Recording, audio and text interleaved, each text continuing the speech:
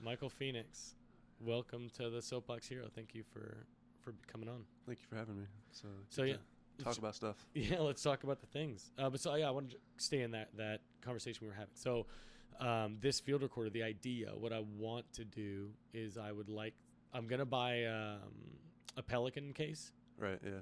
And have it, and I want to be all the things that I've bought them with the intention of being able to fit them into that Pelican case, so I can fly to LA, I can fly to New York, and interview whoever needs to be interviewed. That's the same concept I have for my studio. Like all my recording equipment can pack into travel, so I can take it anywhere. So the only thing with these mics, you want it pointing to your face. Right now, it's kind of pointing up into your ear, like if it was an arrow. There we go. Yeah, point it towards your mouth because the little receptors are like a V, and so if I'm talking here and then I can hear the difference right now. Just with that it needs to So just be mindful of that. But yeah, so that's the idea. The idea behind all of this is let's have the conversations. Let's talk about the changes that we want to see. I mean, while we're here, Speaking of conversations, I noticed that you jumped right into what we were talking about last night after the journey. Mm-hmm. You jumped right into the conversation with that individual that you were. Oh yeah, I'd love to talk about that. Yeah. Definitely. So, little bit of backstory. There's a business partner of my wife's who I had reservations toward, who I didn't feel aligned with energetically. And so last night during our journey, that was one of the things that I was trying to focus on, because it's not my intention to have any hostility or any ill will toward this person. I don't want to. It would make everybody's life a lot easier if we all just got along and everybody was happy. So trying to identify, well, why don't I like this person? And coming up with nothing tangible, just I think this about this person. It's like, okay, well, why do I think this about this person? So I come up with, things that I had heard or things that had happened, but still it was all very smoky, as most of our memories are. Right. And so, taking your advice, which was amazing advice, was, well, why don't you just talk about it, right? Like, it's so much easier to avoid confrontation, right? It's so much easier to just say, well, I'm just not going to be around that person ever. But that's not always the best solution. Yeah. The easiest solution isn't always the best. It's definitely easier to avoid all conflict. It's the simpler solution. But it doesn't solve anything. No, it solves nothing, and it's going to make your life, like, you're still going to be miserable forever. You're never going to end it. So I'm curious about what your experience is now after having the conversation, because last night it seemed like there was a lot of hesitation to have the conversation around, it's just not a comfortable conversation that you're and very it wasn't. accustomed to. It was not comfortable at all to tell someone, hey, we don't like each other, and, like, we got to figure out what that's about. Let's talk about why we don't like each other, and it wasn't I was putting it up as this thing of, let me tell you all the things I don't like about you, right? Like, obviously I'm exaggerating and I'm being facetious. Like, that's not the conversation you have, but that's what it felt like it was going to be, is let's just go down the list of all the reasons we don't get along or why we don't like each other. And that can't be a comfortable conversation for anybody. No matter what side you're on. It's not fun for me to tell someone what's bad about them or what they need to improve, or vice versa. You don't want to hear it either. That feedback can be difficult to receive. Yeah, definitely. But so coming out of it, first of all, it felt very good for me. Like, whatever she does with this, that's totally up to her, and I can't, I'm giving her the space to do whatever she needs to do with that. Sure. But me, like, I feel amazing. I feel 100 pounds lighter. I feel like all of this ugliness that I was carrying, this hostility toward this person who I'm inevitably going to be around, I'm inevitably going to have to cross paths with them, airing the things out, even if nothing gets fixed, I'm good. Like, I feel incredible. And on top of that, going forward, I'm going to make it an effort to just be legitimately honest. Like we joked about last night when I met you, like, I should have said, hey, you're tall as fuck and you make me uncomfortable. Like, that's how I should that should just be the thing. And as long as it's coming from a place of love and honesty, as long as it's honest, I don't think it can be bad. Yeah. As long as you're coming from it with honest intentions, I just want you to have this, or I want you to know where I'm at, or like, I'm not doing this to hurt you. I'm not doing this for anything other than this honesty. Yeah. I don't think it can be bad. I think honesty is at the point of trying to own our own experiences as much as we possibly can. Trying to understand how the way I move impacts and influences others, as well as wanting to offer feedback of how someone else moves and how that they influence us. You know, I think honesty from the perspective of honesty can be used as a weapon in a certain sense. Like, you just be a complete dick. Well, yeah. I'm just being honest. I mean, come on, man. But what is your intention? Why are you being Right. honest, right? Are you Right. being honest just to tell someone all the shit, all the ways Right. they're fucked up? Or are you being honest because you desire a better outcome for everyone? Exactly. Yeah. And if that's your intention, then hopefully it's received better. And I think that's the guiding dynamic in those types of conversations, because it is uncomfortable to have a conversation around this thing that's where there's tension in the situation. It's uncomfortable just to acknowledge that stuff internally, individually, before you even get into the conversation, and then the tension is there in the conversation. But if you're both from a place of willingness to like face it, own what is uniquely each your own, and say, okay, now from this space, with that clarity, with this transparency, how do we want to create the relation going forward? And I think that, to me, that's the power of honesty, is you have the ability to acknowledge all of that stuff on an even playing field without making it about the other person, where you can own your own stuff, they can own their own stuff, and then you have that opportunity to reconfigure how you move forward. Like that, without, kind of going to what I was noticing last night and why I was kind of pressing the point of, well, why not just have the conversation? Because it seemed like, when we were talking about it last night, there was kept circling back on, well, it's just not a conversation I'm comfortable with. Okay, well, how do you get better at something? You just pick it up and start using it.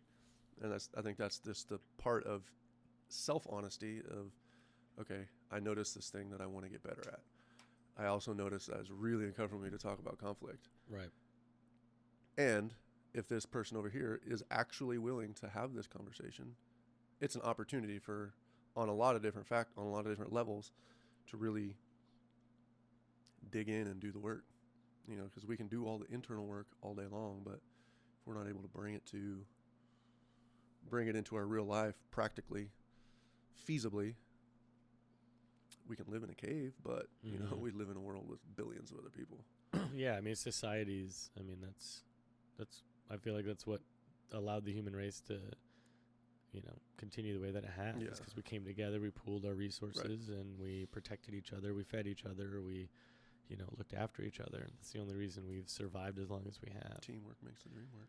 Yeah, I mean, community is everything. We talked about that a lot last night as well. I mean, we don't have it.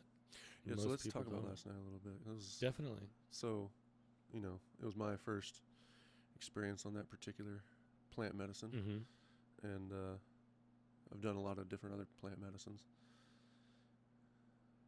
But the thing I noticed about this is that there's a distinct clarity and cognizance. Like with cannabis, especially with taking a lot of it, the mental faculties start to degrade and not be able to like really maintain. But with psilocybin, yeah, that was the distinct difference. Like, my body could still feel it to the depth that I've had with other things, but there was still like this very clear mental cognizance to be like very facilitative of the process. And I found it, especially in the context that was set by Madeline. Right. Like, I think that context, who was our shaman, by the way. Yeah, like the ceremony, the ritual, the process of setting intention, clearing the space, all of that is the container for the journey. And her ability to hold the space and really facilitate going in to then, in debriefing it, I feel like that's kind of what that conversation was after the journey. In debriefing it, I feel like that's where, how you were talking about the fears that you were facing with this giant stranger in your house. Yeah. And like being able to have that real conversation. Yeah. And then dig into just what else is there for all of us. Yeah, definitely. And that conversation, just to get everybody on the same page, was that I was very understandably cautious of you. Yeah. Because I never met you before, never even heard of you before. It's not even like you're an acquaintance that I was in the sort of like knew nothing about you. How tall are you? 6'7". 6'7". You know, that's a large being to like have to duck under my doorway to come in my house, and then like I'm in this vulnerable position where I'm trying to journey and look within myself, which is impossible to do if you're aware of your surroundings. Right. If I'm focusing on you the whole time, I'm not focusing on me, which means I'm not accomplishing what I'm there to accomplish. And so coming to the realization that two things. One, if you decided to do something other than, respect me and my personal boundaries and the fact that I don't want to die, if you decided to do something like that, I couldn't do anything about you deciding to do that, right? I couldn't, like, that's outside of my control. What you decide to do is not within my control. So letting go of the fact that if that happened, then that's what's going to happen, and I'll react to that when I react to it. If it even happens. But instead I'm carrying around this worry of something that I don't even know is going to happen, that I can't even control whether it happens or not. What I can control is how I feel and what energies I'm giving off. And I was very aware that I was giving off this very closed off, you do your thing, I'm going to do my thing, and then at a certain point I was just like, if I bring hostility into this situation, I can't expect anything other than hostility, because what I'm giving to you, mirroring is very common, and I don't desire to receive hostility. So why am I giving it? Yeah. And if I offer you love and kindness and generosity, that you won't feel a need to give me anything but that back, because I'm giving you you ask for anything, I'll give it to you. So there's no reason to take. There's just a reason to receive. Right.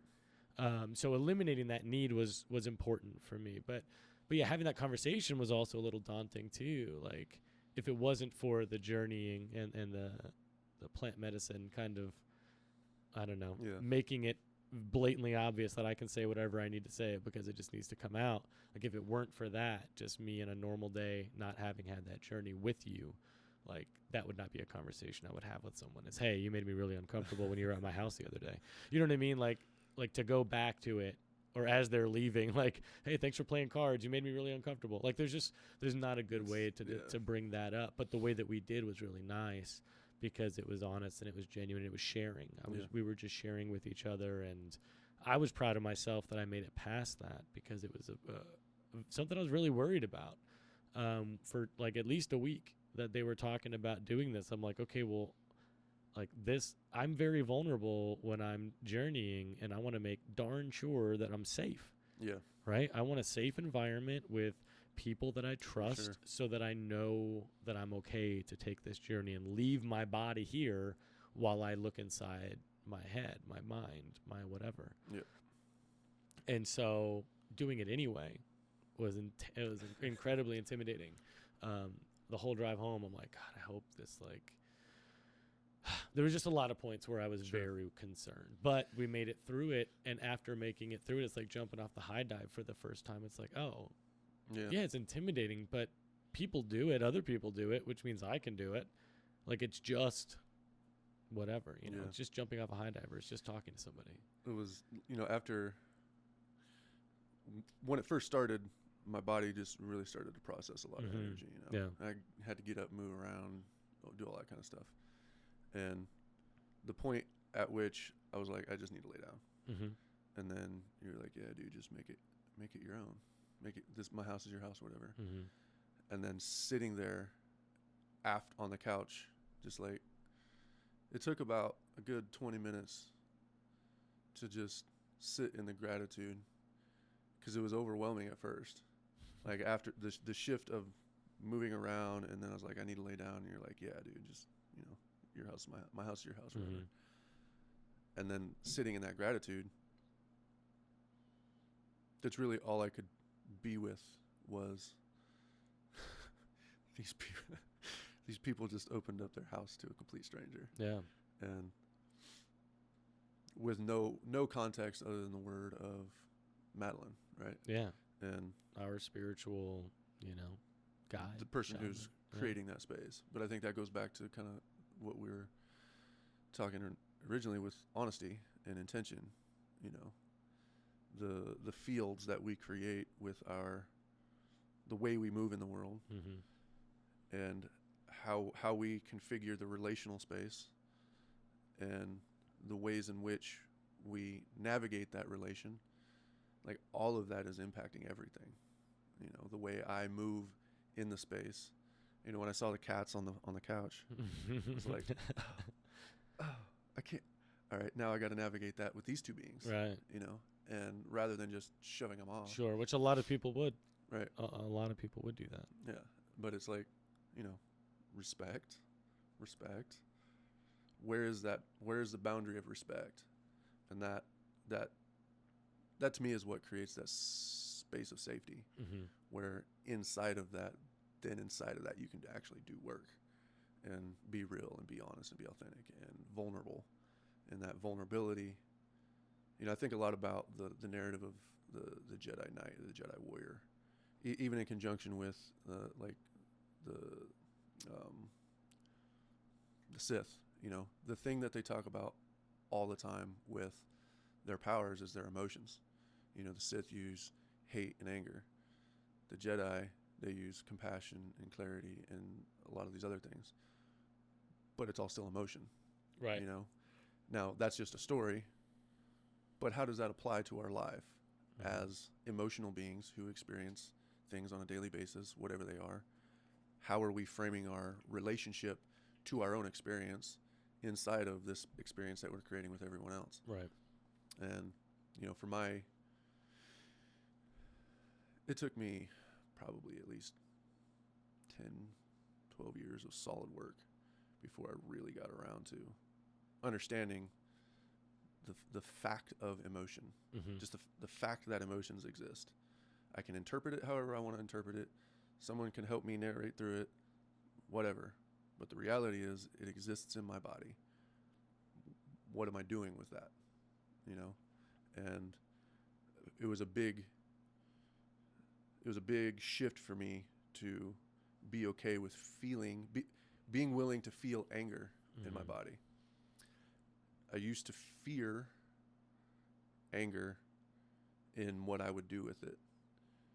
Just like growing up in the kind of the context that I got growing up is anger was something that I shouldn't, my frame of what I was receiving from everyone else was anger is something I shouldn't feel. So when I do feel anger, I need to go do something. I need to either exclude myself, do something with the anger, but never show it. Okay. Which put a block over me ever really allowing myself to actually feel the anger. What's underneath the anger? It's the ability to move with power, which is personal power, right? So anger is just, in the way I've come to experience it, anger is just a different shift, a different configuration of that personal power expressed in a way that's destructive rather than constructive. And, intellectualizing about that all day long is whatever, but moving with it in the body is something else entirely. Oh, absolutely. And that's really where my books came from. And,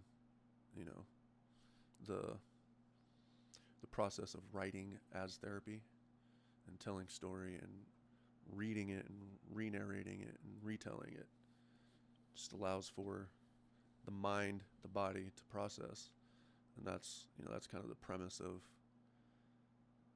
a lot of why I write, but also what I write, is pulling from life as art, and using the things I experience, the things I see other people experience. What's the common core in all of that? What is a valid, pertinent lesson that can be applied in our given situation with the context of the rest of the world? And how do we take the wisdoms that we have internally, always available, and make those more readily usable as ways of living rather than just intellectual exercises. So that's how many books have you written, and what are the names of those books? If anybody who loves everything that we're talking about wants to go read them. So right now I have 6 published, and that has happened over the course of the last year where I've got them published.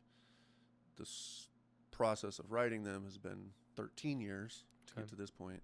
There's been a lot of work on it, but there's one series, well, 2 series. It's called Of the First Magnitude. So, like, what's the first priority? What's the top priority? And in that, there's 4 books. The first one is Facing Revelation. The second one is I Rise, an algorithm of freedom. The third one is Quantum Engineering, Introspecting the Rabbit Hole. And the fourth one is Algorithmic Insight, which is basically a poetry journey of, the time from which I started to kind of wake up to basically the end of writing Facing Revelation. I also wrote poetry at that same time, so it's just a compilation of that. So it's kind of tried to touch in a lot of different genres. The first book is just a story, like a novel. The second book is deep philosophical construct. The third book is looking at quantum physics principles as it applies to human experience, and just taking a philosophical lens of, considering how quantum physics principles applies to living as a human being. And then the fourth one is just, pure, raw, creative expression in the moment as it's captured. So that's those 4 books, and that's what took 13 years. And then about 5 years ago, I started writing Body Integration and the 1 Minute Workout, Learning to Love the Body You're In, which is when I really started to understand that emotions are not an intellectual exercise. They're a body thing. And if we don't integrate what our emotions are telling us, the guidance that we're hearing, the wisdom that we're receiving from our body and what it needs to process, we can spin in our minds all day long, but it's not really going to do much in terms of changing the trajectories of the way in which we move. We move with our body. We think with our minds, we move with our body. And if we're stuck up with particular emotions or, even memories around certain experiences that have emotional associations and how those sensations show up in our body, like having that internal conversation, the uncomfort of that, body integration is really just a methodology to open up a very gentle space to begin exploring those sensations, those emotions in a safe container inside yourself, without all of the esoteric rhetoric. Like, basically what I tried to do with that was take things like yoga and Tai Chi and even exercise physiology and just a lot of these other things, strip off all of that kind of languaging around it and bring it into a very practical, body-based, anatomical, articulation of how to begin experiencing the body in a way where you are giving yourself the opportunity to feel, to sense, to breathe, to move in new ways in your day. So that's kind of the whole integration piece. Is if we put yoga or Tai Chi on our to-do list at the end of the day, it's just another thing on our to-do list. Right. When you feel like you have to sacrifice something in order to do it. Well, if I want to do Tai Chi, I have to get up even earlier, which means I'm losing sleep, which means I'm not gaining, I'm losing. Right. Because I have to give something up. Most people are not willing to take an hour off of their sleep, which they shouldn't. I mean, sleep's very important. Sleep's important. Sleep is very important. Your body needs that desperately. So so that's awesome. Body integration is a way to look at your life and say, how can I begin to integrate more mindfulness as a body movement in the way I already move in my day, and then use that as the basis to allow the change to just naturally happen, rather than trying to force a specific thing as discipline. Let's just allow the body more space. Which is how I work. I was laughing. That's exactly how intermittent fasting worked for me. It was just discipline. Like, I just have to do this. Okay. All right. I can do that. Yeah. I'm good at taking orders. When is that book? When are you planning to be finished with that? That one's published right now. It's all on Amazon. Body Integration's out there right now? Yeah. Okay. Was that in the pile of books you gave me? Yep. Okay, cool. I'm looking forward to reading that one. I didn't. So I got the books last night, so I haven't had a chance to read any of them Sure. thoroughly. But I was thumbing through I Rise last night, and I came across toward the back of the book a few exercises, and I was really curious where that came from. So the exercise, and I'm going to paraphrase. So don't kill me, or fix it if I say it wrong. But essentially, you're supposed to, before you go to bed, look in the mirror and stare yourself in the soul and ask a question that you want an answer to. And you ask it with intention and, hey, like, for instance, how do I quit smoking? Or why am I mad at my mom, right? Like, if you really want that answer, you ask that question to yourself, and then you go to bed. And then when you wake up, you journal the hell out of whatever you went through. It's a pretty decent summation there. Yeah. Okay, cool. So where did that come from? And tell me a little bit about just that process. Tell me if you could go in a little more detail. Sure. So, long, convoluted story short, dreaming was something that has always been a big part of my life. When I was a little kid, I realized that I could lucid dream. Oh. So I'd fall asleep with the intention of, hey, I want to have this kind of dream, and I'd just wake up in the dream and be like, hey, I'm dreaming, and I'd do whatever. So dreaming has always been a kind of a big exploration zone for me. And then in college, one of the professors I have is actually the who Professor Filler in my book Facing Revelation is based off of, is this professor that I actually had in college. He had this class during the winter interim break called transpersonal psychology, and in that we kind of went into a lot more of, setting intention and being very clear about the transition points in our day, and so that's kind of where the seed was planted. And then came across another teacher known as Dr. Gibson, where the way he phrased it was asking the question, whom do you serve? Asking that question, sleeping on it, and then waking up and seeing what's there, and just what's the content of the dream, in the sense of, we all have masters of some sort, meaning we either have our money is our master, our job is our master, whatever the case may be. Like, we all have some purpose that we're following, if you want to call that your master. Who do I serve? And so synthesize all that into that exercise of standing there, letting all of the pretenses drop of what I'm trying to project into the world about who I am, and ask that question to yourself, just very honestly, deep, and let it resonate. Not trying to project out what you think the answer might be, but just, I want to know what's here for me, and being open to receive whatever that may be, and then whatever that is, being willing to look at it. So that's kind of the whole algorithm of freedom, is being aware of what it is that you are wanting to do, or what your intentions are. Awareness is always kind of the precursor to choice. And then there's willingness to receive that awareness, and willingness to move forward with whatever it is, however you want to construct it. And in this case, being open to receive whatever comes from the dream, and through the journaling process, like being open to receive that insight, not trying to presume what may come, just being open to receive, and journaling through that.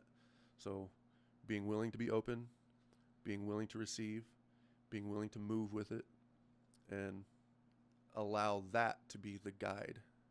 A lot of I Rise, why it's called I Rise, is because it's about tuning into the innate wisdom that we all have. It's always available. Like, whether you call it intuition or you want to use your reason, whatever the case may be, we all have some innate capacity to look at a situation, form ideas about it, move with those ideas or not, be open to others' input on the situation, but it's all based on our own decision, how we relate to our own ability to make a decision, which, kind of the way I phrase it is, our ability to make decision is where our power rests. Right. And how we make decisions, the way in which we move with those decisions, influences things in certain ways. Is it conducive to the experiences that we want to bring about in the world? Or is it conducive to being destructive and conflictual and, you know, any other manner of dissonance in the world? Yeah, that's beautiful.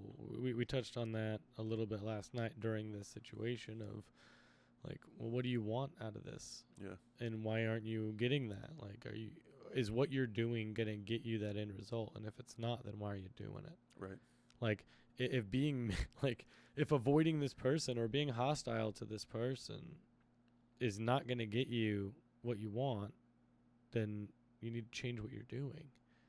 Like, it seems so simple, right? It seems like such a duh, of course, right? Don't be mean to someone that you want to be nice to, but I don't know, man. Sometimes it's not that simple. Sometimes it doesn't feel that simple in the moment. Well, yeah, that goes back to, you know, the uncomfortable conversation of speaking with this individual that you've had conflict with. It's uncomfortable. Yeah. You know, acknowledge, okay, this is an uncomfortable conversation, but I'm going to have it anyway. Hey, I want to have a conversation. I acknowledge this is uncomfortable for me. I don't know how it is for you, but I really want to try to open the space to a different thing. And okay, all right, we can both acknowledge that. Let's start there. And just plain, pure acknowledgement of, hey, this is a difficult situation. But what I mean is, like, you can extrapolate that to anything, though. So, like, for intermittent fasting, for me, like with food for me was an issue. Yeah. There were times in my life where I was wearing, like, oversized 40 jeans. Like, I was a big dude because I was miserable, and I was using food. Food was really the only joy that I had at that point in my life. That's where I got it. Like, if today sucked, I'm going to go get something good to eat, because at least that'll make me happy. I'll feel good for a minute after I had a really bad day. And using food in that way is just super unhealthy, Yeah. I found. And so, but like with me, it's food. It's like, okay, you don't want to be overweight. Is eating cookies at 9 o'clock at night going to help you be less overweight?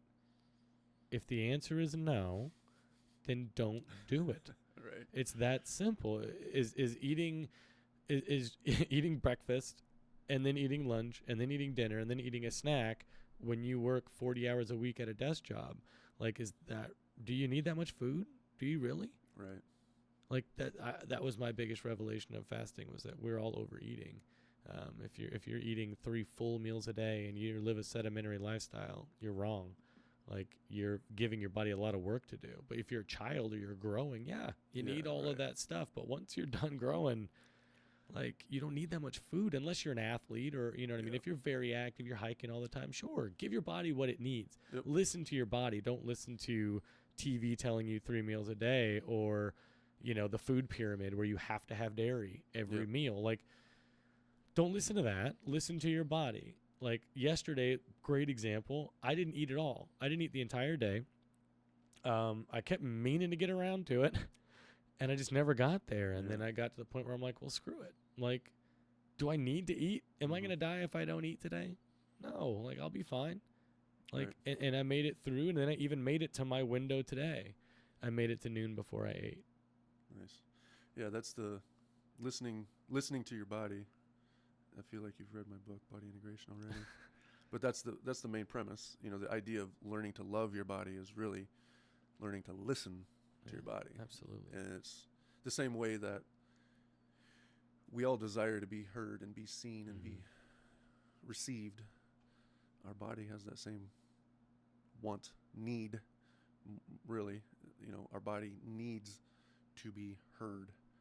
And if we're always trying the latest diet, or always trying the latest exercise fad, or trying to push my body through this yoga pose, or whatever the case may be.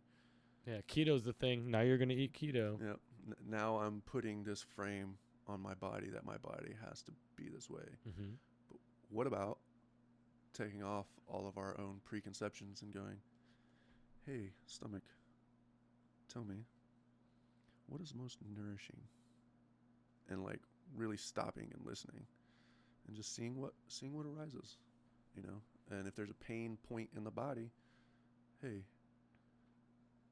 gluteus medius. What do you need right now?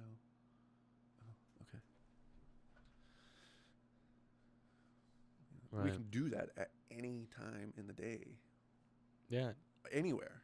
With everything. There's no excuse. Yeah. Not just food. Right. With anything. Just Anything. pay attention to what your body's doing rather Right. than all these external things. But I don't know. That segues very easily into the social media. Like with 24-hour news cycle and social media, we're just taking in from all these external things, and we can't even keep up with all the external things, Right. let alone on top of that start taking in the internals too. Like that's just, we're not set up for that. It wasn't that long ago that people were, getting telegrams. Yeah. You know what I mean? Yeah. Like waiting for a fax. Yeah. Like that was not that long ago. Yeah. And then almost like we were just thrust into it seemingly overnight. Boom, here's all the information ever Yeah. that we can compile. You Yeah. can access as much as you want of it, and we're also going to be throwing other stuff at you too all the time. Yeah. So good luck making a decision about anything, because you're going to have 1,000 references to go off of instead of, well, this is what I know, this is what I understand, so this is what it's going to be. It's, oh, well, here's 700 people saying this different things, 700 different ways of looking at diet, instead of, you could have meat and vegetables, or you know what I mean? Like you can have grains or whatever your main staple was. Now it's, well, here's 1,000 different ways to look at everything, though. I think the pace of technology in the world, like all of our external technologies, is drastic. The exponential curve, right? And the question is, has our internal technologies evolved with the pace of that? And I would say in certain ways it has. However, those internal technologies have not become as, I guess the way I see it, have not become as proliferated as the external technologies. But, that's one of the reasons why I write books, is because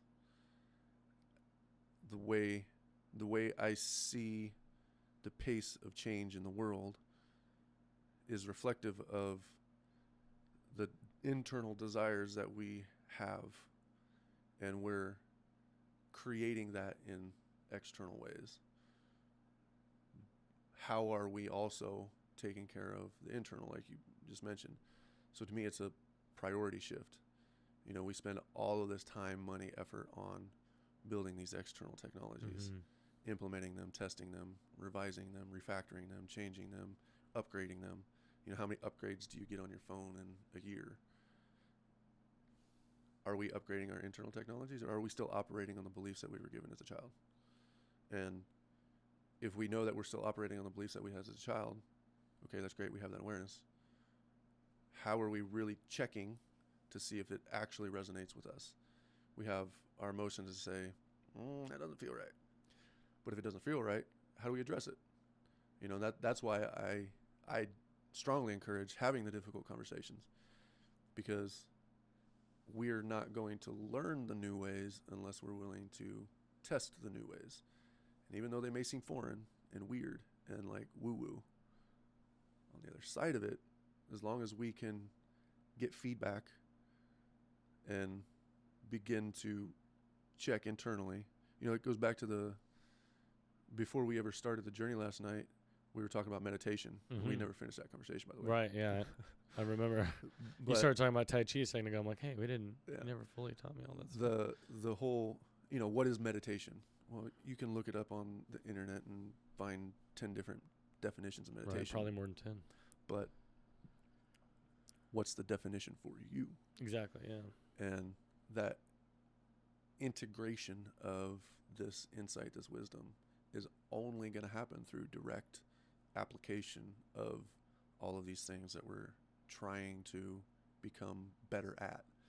And, this goes to a point that you made last night of always trying to be better, be better here, be better there. But wait, why can't I just stop and allow myself to witness to all the things that I have that I can be grateful for? Like the simplicity of that is how you can be better, even though you're not really trying to be better, of stopping all the things that you're better at. You know, the Right. loop Sometimes doing nothing is is the best thing that you can do. exactly. Yeah. Yeah, I think that one thing you touched on was like when you feel a certain way, what are you referencing to find out if it's okay to feel that way, right? So like if you eat, I don't know, you eat something and it doesn't agree with you, Mm-hmm. well, is it because you don't like that vegetable, or is it because you don't think you're supposed to like that vegetable, right? Or like let's say, I don't know, somebody gives you a gift, and like your whole childhood, that gift is not something that you give to other people. That's just, you know what I mean? Like Yeah. you get socks for Christmas, you're gonna be like, oh, fucking great. Well, why aren't you thankful for the fucking socks? Is it because you're programmed, you already have it in you to be disappointed about this? Right. Are you going back to, like, I guess trying to find the right analogy here, but going back to how you were told to feel about something instead of like truly looking to see how you feel about something. Yeah. Because just because you're programmed, just because you think you feel this way doesn't mean that you necessarily do. I felt like I was supposed to be intimidated by you when we met. I felt like it'd be stupid for me not to. But why? Why did I feel that way? Because somewhere along the lines, I was told, or I learned from someone told me that that's appropriate. But that doesn't mean that it has to be appropriate for me in my life. I could not be. Like I said, like we talked about briefly, if I come to you with love and kindness, what's there to be intimidated about? Why do you have any reason to do anything but offer that back to me if that's what I'm giving to you? Right. Like, I can set the frame however I want it, like the container. Mm-hmm. I'm in control of this container as much as anybody else, not the people before, not the people who gave me these things. It's me now. How do I feel about it? And a lot of times we don't check in with ourselves.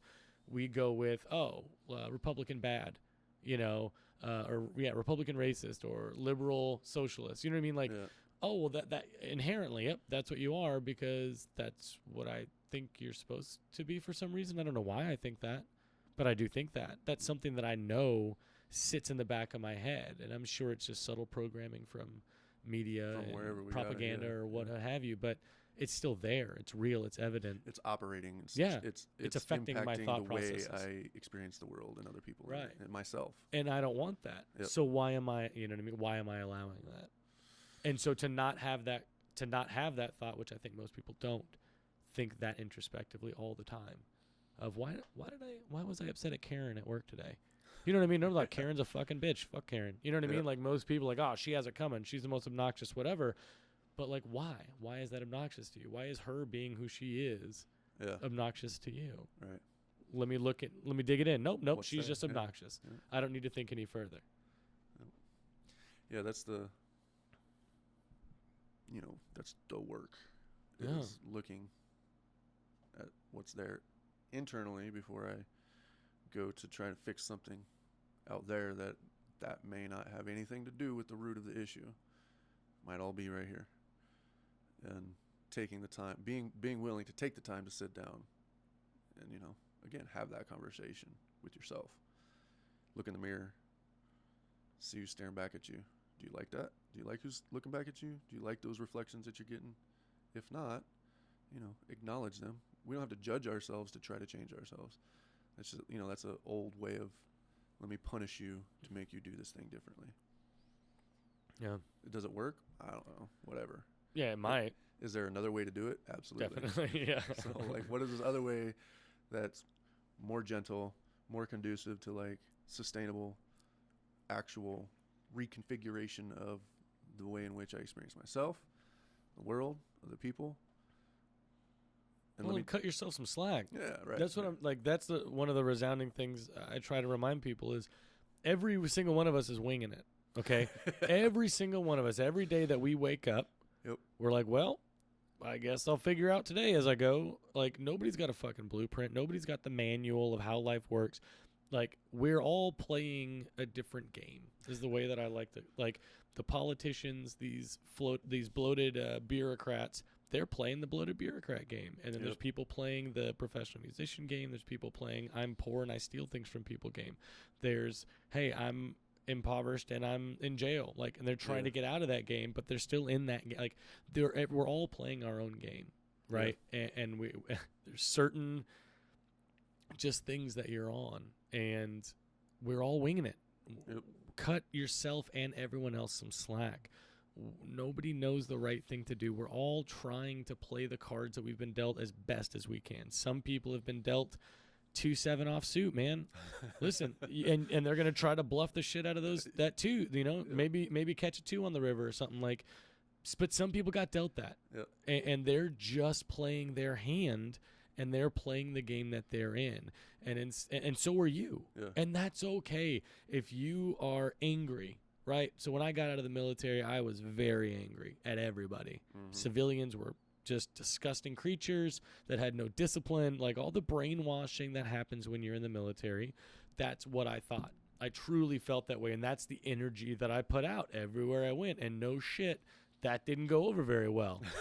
Every civilian I meet, I'm like, oh, hey, yeah, I could do everything that you do a lot better.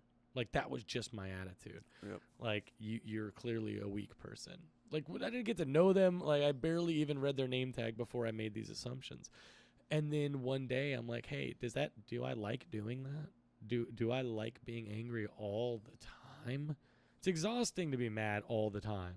Everything just pisses you off.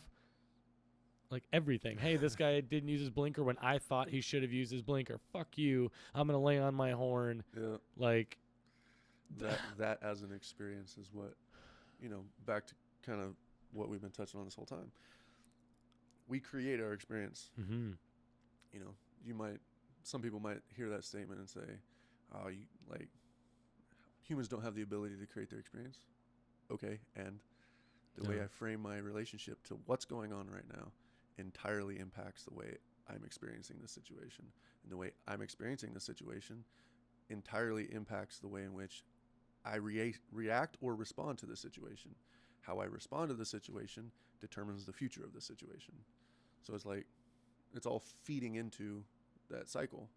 So, the criticism of this woo-woo type stuff, I'm like, okay, let's be real.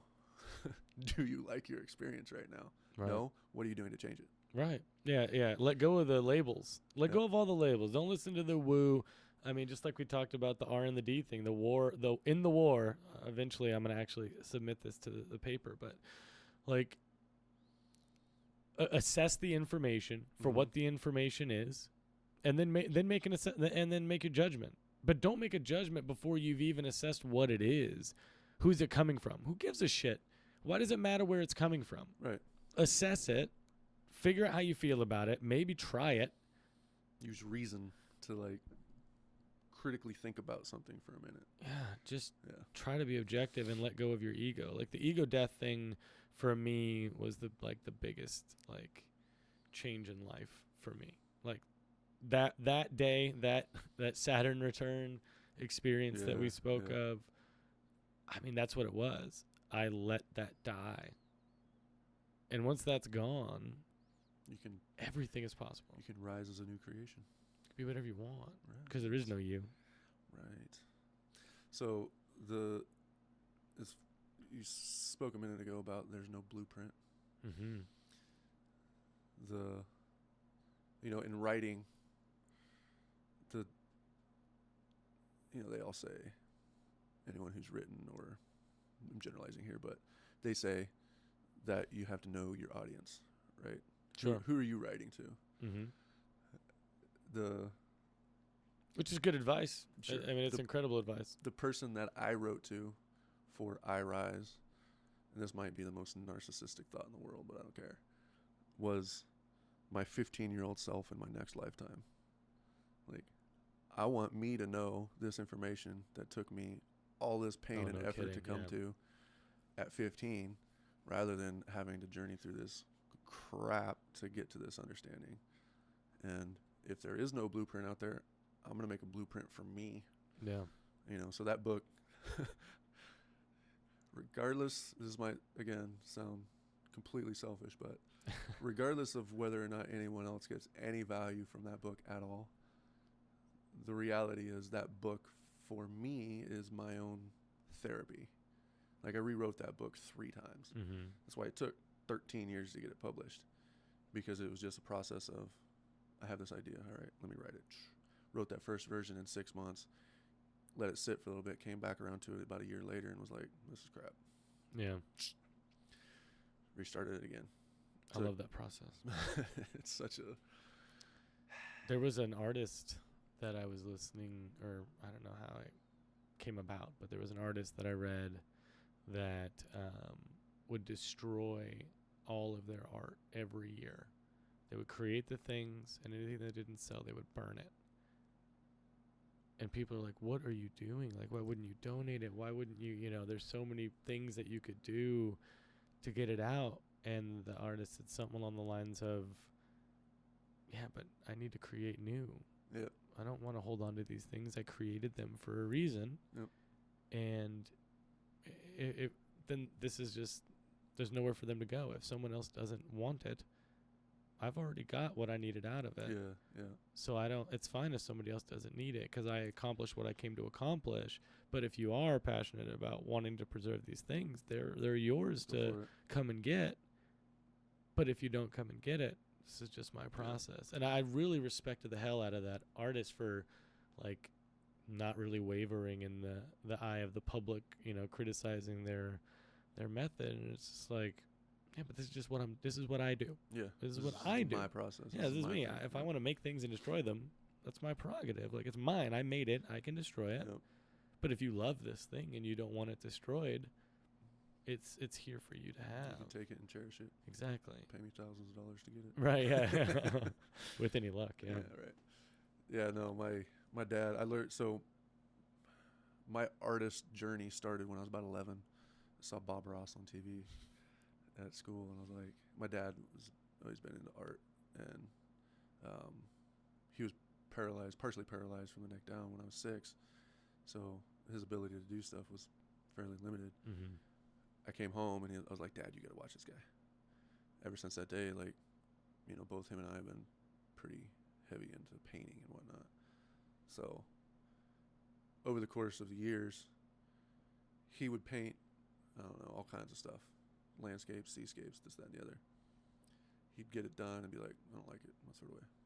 Like, I let that go on for a little bit, and now it's as soon as he puts the brush down and it comes off the easel, it's no longer his, it's mine. Because there was a point where I saw probably 20, 30 paintings in the trash, and I was like, what's all this in here for? Yeah. And I asked him, he's like, whatever, I don't want them anymore. Like, okay, all right, let me take these. And I, give them to my brothers or give them to people who cherish them, and right, who would love it. The people who look at them and they're like, he threw those away? I was like, yeah. So that's why his paintings are no longer his as soon as they come off the easel, because, the only way that we know what an artist has had to offer is through the legacy of their artwork. Mm-hmm. And if it's not around, how can that influence people going forward? And that goes, to the point I was making last night. Artists, it's why I'm so passionate about art and helping. The thing I most want to do is create spaces for artists to be artists, mm-hmm. because those are the ones that create the narrative for what the future will be. The artist is who's willing to do a deep journey into his own stuff and write a song about it. That then, take Logic, for example, the rapper. Mm-hmm. His art, and even NF, like their music is deep into their experience. Even Eminem, like if you look at his stuff, it's about his life. And it was at one point. Yeah. But it's like being willing to be vulnerable, being willing to like be real about, hey, this is just like it, love it, hate it, whatever. This is how I experience my life. And though other people who listen to it, hear it, resonate with it, feel like they can relate, like there's somebody out there in this world who experiences something similar to me, oh my God, I'm not alone. And then suddenly it's a different it's a different experience at that point of, okay, I'm not actually alone on this crazy planet. All right. And that gives space for more consideration for other things to happen. And I think it's the artists who have the most power to do that. And to me, that's a process of healing, is all of these traumas and experiences that we've built up and all the baggage we got. Let's just create a space to acknowledge it. And in that space, we can make a decision about what we do with it. What do we want to carry forward out of that baggage? We can get cut, we can have the scar, but if we don't ever allow the wound to heal, or we keep picking at the wound, it's never going to heal, right? So, okay, let me face the reality that I was wounded deeply. Now, what do I need? What does it need to heal? And then facilitate that process. But if we never acknowledge the fact that we're wounded, how can we really have a different experience? Yeah, and that's another narrative that this podcast is going to embody is, if we can't talk about the problems, we can never hope to find a solution to them. If we don't ever bring up the fact that mental health is an epidemic in our country and that people are suffering, I think we were talking about last night, over half of the country is on some sort of antidepressant. Like, it's insane. Yeah. Like, people are very unhappy. People are miserable. And like, I think depression's higher than ever. Suicide's higher than ever. Yeah. Yet we have more than anyone's ever had in the history of man. We've been to other planets. We're on the moon. We're sending stuff into space. We've got literally unlimited, unbridled access to information in your hand, in your pocket, everywhere you go. Soon it's going to be right here. Like, you can embed it into that Elon Musk Neuralink. Like, but like, we are the most fortunate civilization ever. We are living in the most amazing time to have ever lived on this planet. And yet people are suffering. And people are freaking miserable, because part of it, I believe, is because nobody feels comfortable talking about it. Like, most people are not going into situations like, hi, my name's whatever, and I'm bipolar. Like, here's my struggles with bipolarity. Like, does anybody else have that problem? Here's, like, nobody talks about that. It's a embarrassing thing. It's, we don't talk about that. Don't tell people that you're depressed. Why would that be good to tell people you're depressed? Like, that's what I grew up. That was the mentality that I grew up in, was, you don't talk about those things. We don't have anything nice to say. You don't say anything at all. And talking about your problems isn't something nice to say, but it should be. I think creating a conversation, a safe place to talk about anything, I think that's what we need. I think we need community. We need to come together and say, hey, it's okay. You've been through things. You have struggles. Me too. So does he. So does she. So do all of these people. We all have these struggles. It's okay. It's normal. Let's start talking about what you need to heal, rather than, you dealing with this by yourself and alone and isolated, which a lot of people feel, especially teenage girls. I think right now are like the top of the suicide list because of the bullying and the social media, how easy it is to single somebody out. And it's this, I don't know what culture you want to equate it to, but it just feels good to gang up on somebody. It feels good to be on the team that's winning. It feels good to be not the one picked on. So, I want to do that. I'll do the picking on, because I don't want to be the one picked on. It feels better on this side of the wall. Yeah, that's one of the reasons why in my books I'm so transparent with the sexual abuse that happened to me as a child. It's because just that.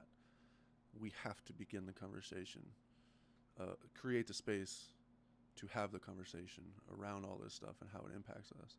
And that's, my journey, the thread of that abuse and how it impacted me is a strong thread throughout all of my art, simply because it impacted me so significantly. And, the last book I've written, Consensio, is really exploring the navigating consent in intimate context. And the reality of consent is we're always giving consent to a lot of things. Like, every conversation we have, like, did you want to have this conversation? Yes, that's consent. How are we having a conversation around what we're agreeing to internally as well as externally? And the ability to be real, transparent, vulnerable. You know, in the way I look at it is, we can fear it. The conversation can be uncomfortable, or we can face it. And that's really why the title Facing Revelation is facing the revealing of all of this stuff that just needs to come, all the shadows, all the skeletons, all this stuff that's there. If we're not willing to have that conversation, there's very little chance that it's going to be any different. If we are willing to have that conversation, can we have it in a way where it's conducive for everyone to be seen, heard, felt in that safety? You know, that's really what I'm trying to do with my art, is create a context to be able to have the narrative. You know, so like to the question you asked last night around, you know, what I was sharing after was all of the stuff that I'm carrying. Your question was, do you like carrying it? Absolutely not. In no way, shape, or form do I want to rip my soul open to say, here's all this junk that happened to me. But in looking at it, now I'm here where I feel joy on a daily basis, not by sitting down and meditating for hours, not by going to some exercise. Just wake up, joy's there. You know, 10 years ago, that was like, can I just not feel depressed? Right. Like, can I just like not feel depressed for like maybe 5 minutes? And then feeling joy, I knew intellectually it was possible, but nowhere in my radar other than sitting down and meditating for hours to like, oh, there it is. Just the brief moments of it. So I guess the point I'm making is the kind of the common thread that we've been going back and forth on is, I guess that's why I was really, I appreciate who you are in that, like, we had the conversation last night about the uncomfortable, difficult conversation that is foreign to you. Mm-hmm. And then the next day you show up and there you are having that. I was like, all right, I can get down with this guy. Because you're facing, you're doing that. I'm trying to do it. I'm trying to live it. I'm trying to embody all the things. I mean, yeah, that's where it has to start. I truly believe that by me embodying and hopefully like displaying that or demonstrating that it's possible, that other people might feel like it's possible for them. And that's how we can all hopefully live. Yeah. If we know that it's possible. But if nobody around us, if there's no record of anybody having actually embodied all the things that they want to see changed in themselves, well, then we're not going to think that it's possible, right? If we don't have the example, if we don't have, oh, well, this guy did it. Oh, well, if he can do it. Because who am I? I'm nobody, right? I'm literally, I am nobody. I'm a dude from California who moved around a lot, who happened to be in the military, who has worked I'm just a guy who's bounced around, tried to make it work just like everybody else. Yep. The difference is I'm tired of being unhappy. I'm tired of seeing things within myself that I don't like. And I'm the one that's doing those things. Nobody else is making me do the things that I don't like about myself. I'm doing it. So why am I making myself miserable? Right. So the reason that I asked, do you enjoy carrying those things? And I feel like the reason that the answer is yes for this specific thing is because you found a reason to carry it. Yes. You found a way for it not to be a burden. For you, it's a light of, hey, I can help other people. I can find a way to benefit from this thing. What I mean is when I ask, are there things that you're carrying you don't want to carry? It's like, are there things that aren't valuable to you? There aren't things that are benefiting you, and you're still carrying them anyway. If so, why? What are you doing? Like, if you don't like that you're 300 pounds, and you continue to eat in a manner that's not going to get you off of that number, then who, like, why? You're doing it to yourself. That's another thing we touched on last night. I wrote it down. I don't have it now, but like, why did I put myself in a situation to feel this way or something like that? I can't remember exactly how you phrased it, but like, there were so many instances. As soon as you said that, I'm like, I had that thought, but not in those words. Yeah. I've had the thought of, well, why are you doing it then? if you don't like the result of this action, why are you doing the action? Isn't that like what they say the definition of insanity Right, is? exactly. Yeah, doing the It's same thing over and over and expecting a different result. Yep. Yeah, but like, yeah, it's one of those things. Like, it sounds, everyone listening is like, yeah, no shit, dude. Why are you doing things if you don't like what happens? You don't touch a stove if you don't like being burned. But it's not that simple. There are so many things that we do. There are so many things we say or we react without even thinking. We're not taking the time to analyze the information. How do I feel? Let me sit with this for a minute. Ooh, I don't like that. Okay, I don't like that. How do I want to, express that? Or as you said, do you need to express that? Mm-hmm. Do I need to say anything at all? Or can I just dislike something and move right along? Mm-hmm. Do I have this need to say, like, we're not thinking that deep most of the time, probably because it'd be pretty exhausting. If every single thing you're like, hold on, let me examine, how am I today? Hold on. And you spend 2 minutes every time, like, you're never going to get anything done. That's not something you can do all of the time. But if you notice, if you realize, hey, I didn't like how that went down, then take the time to dissect that thing, taking the 20 minutes to truly sit there and deep dive and dissect all of the little things that happen to lead you to where you're going. That 20 minutes is going to save you years of doing that over and over and over and being miserable, and you're doing it to yourself. You're making yourself miserable, and you're the only person that can stop it, but you don't know that you can stop it. Take the time to analyze your actions. Just do an AAR, after action review. Exactly. Like, I don't know if it was called that in the Marines, but in the Army. I have no idea what they called it. I don't know. After we did a field exercise or some kind of exercise, sit down in a room. What worked? What didn't? What can we do better? Oh, yeah. How can we improve? That conversation. Yeah, we did a lot in retail for sure. Yeah, like just taking the time to debrief, reflect on, is it working? Is it not working? All right, no judgment on yourself. Right, let go of the judgment, as you said, the precepts. Right, like, don't worry about any other things. However you acted is how you acted. That's okay. You'd have to, there's nothing you can do about it. Right. Right. No matter what, that's how you acted. So just leave that over there because that's done. It's done.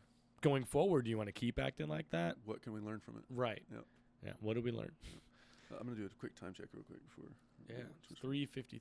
Oh, okay. All right. But yeah, I think it's very important to self-reflect and to look within yourself to figure out, are some of these things that I'm unhappy about, are they within my control? Because a lot of them are. It's very easy getting into this continuous process of improvement idea that I have that we're stuck in, that we always want to make things better. We can't help but want to make things better. But some things you can't affect individually. Yeah. The fact that the political system's corrupt as hell, right? There's nothing that one person, I can't go up there and be like, hey, knock it off. It's enough. We're not doing that shit anymore. Like, we're tired of being misrepresented by you idiots who are screwing us. And you're only letting us choose between this person who's going to screw me this way or this person who's going to screw me that way. I don't want to do that anymore. I can't go up there and I can't say that. Yeah. Despite how honest I feel about that, I cannot go and do that. So fretting over it, like, oh man, sure, this sucks. I wish I could fix that. Like, that's not going to get you anywhere. But if that's your end goal, there are ways that you might be able to get a lot of people together or affect change or influence, those things if you play the long game. Yeah. Which is what this podcast is hopefully getting people together that want change, who are willing to, if it means, organizing some sort of a rally, you know what I mean? Or not a protest, because protesting that thing is just fueling that thing. Standing outside of the abortion clinic saying, hey, abortions are, you know what I mean? Like, as futile as that is, like, doing that is just bringing more attention to the abortion thing. Yep. What you should be doing is holding a rally that says, hey, we value life. Come over here. We're only about valuing life. We're having a picnic. Yep. Come on down if you value life. Because then you're not contributing to that thing. Right. You're only contributing positively to this, because you think you're doing something negative to them, but you're still giving your energy to them, which is allowing them to continue doing what they're doing on certain levels. Like, so don't go and protest, but maybe we can start having community events where we just get people together. Hey, like, what are you passionate about changing? Do do this thing. How many of y'all want to do that? If you don't want to do that specific thing, cool.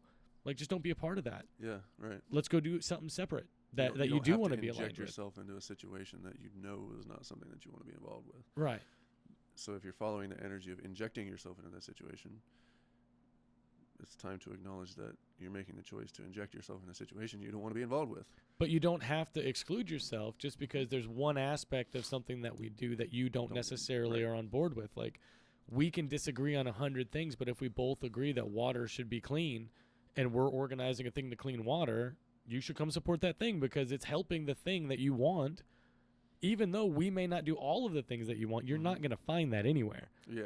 Like, we look at these like politicians and these political groups of like, oh, well, the Republicans will save me, or nobody fits completely into one box. And if you do, you're a freaking sheep. Right. You know what I mean? Like, you don't have independent thoughts if every aspect yeah. of you fits into that box. Yeah. Our ideas of utopia are just that. My own idea Exactly. of utopia doesn't mean that.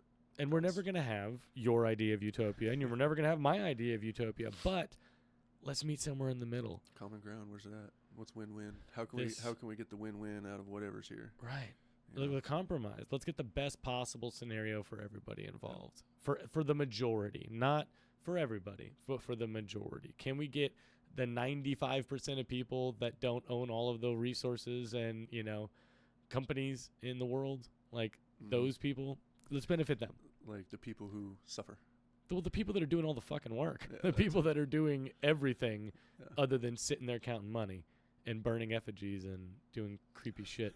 I was watching that Alex Jones, like, I guess he had recorded, they put like a camera and just walked right into this thing, and all these like dumbasses, like I'm sure they're high level executives at like, Merrill Lynch and fucking Walmart or whatever, but they're all wearing these hoods and they're burning this like straw man effigy to like sacrifice to the owl god of some shit. I'm just like, you guys are fucking straight up a comic book. Like, y'all are ridiculous. This is some cartoon shit. Like, you guys are missing the whole fucking deal. Like, and you're burning these things to achieve money, which is something we made up. It's not even a thing. It's not a tangible whatever. It's numbers in a system that you exchange with somebody for your time, your energy. Like, it's a mechanism by which we do whatever. But so many people's lives are wrapped up in the idea of money. Well, how much money do I make? What's my annual salary? What kind of car do I drive? How big is my house? Who gives a shit? Why does any of that matter? Does your car get you to work? Right? Is it reliable? Do you enjoy the ride to work? Yeah. Do you enjoy it? Yeah, are you going where you want to go? Maybe you buy the nice car because you hate where you're going to work, and that's the only way you can enjoy your fucking ride to work is because I'm driving a Lexus and it feels really comfortable on this leather seats. But damn it, I have to go screw these orphans. You know what I mean? Like, I've got to go argue in court against this orphan who, like, just, you know what I mean? Like, whatever screwed up job you have that you really hate going to. Or maybe you work at a fucking call center. And like, God, I hate being at this fucking call center. I'd rather be anywhere else but, like, telemarketing people. But mama's got to eat.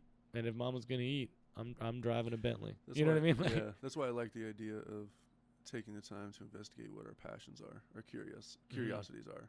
And like, all right, so if we live in a world where we exchange value through a form of currency, in what ways can I monetize my passion, my currency? Yep. That's why, yes, the idea of starving artists, we live in a world where artists don't have to starve because we have abundance at our fingertips. It's just about allocating the resources in such a way where we create space for those who have a desire and passion and purpose to like completely focus into it.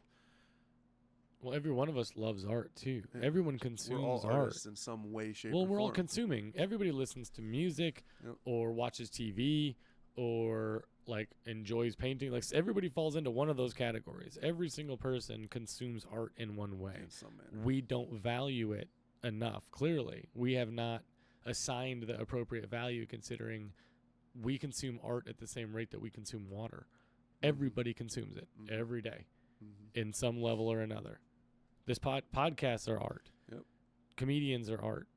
The space that we create between one another and how the decisions that we make and oh, hey, I noticed that this is happening for me as you're speaking.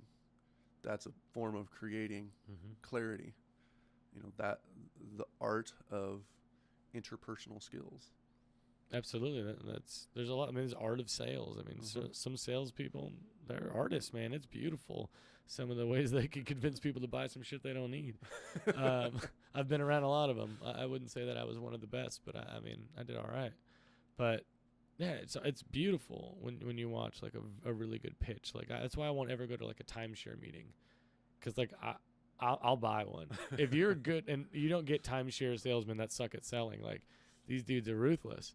Like I know myself well enough that like if it's a good salesperson, I bought a Kirby vacuum back in San Diego for like $3,000. I did payments for like 8 years or something ridiculous. I was paying that shit off into my 30s. Like it was just ridiculous. But I bought it because this salesman was legit, man. He was really good. He got me.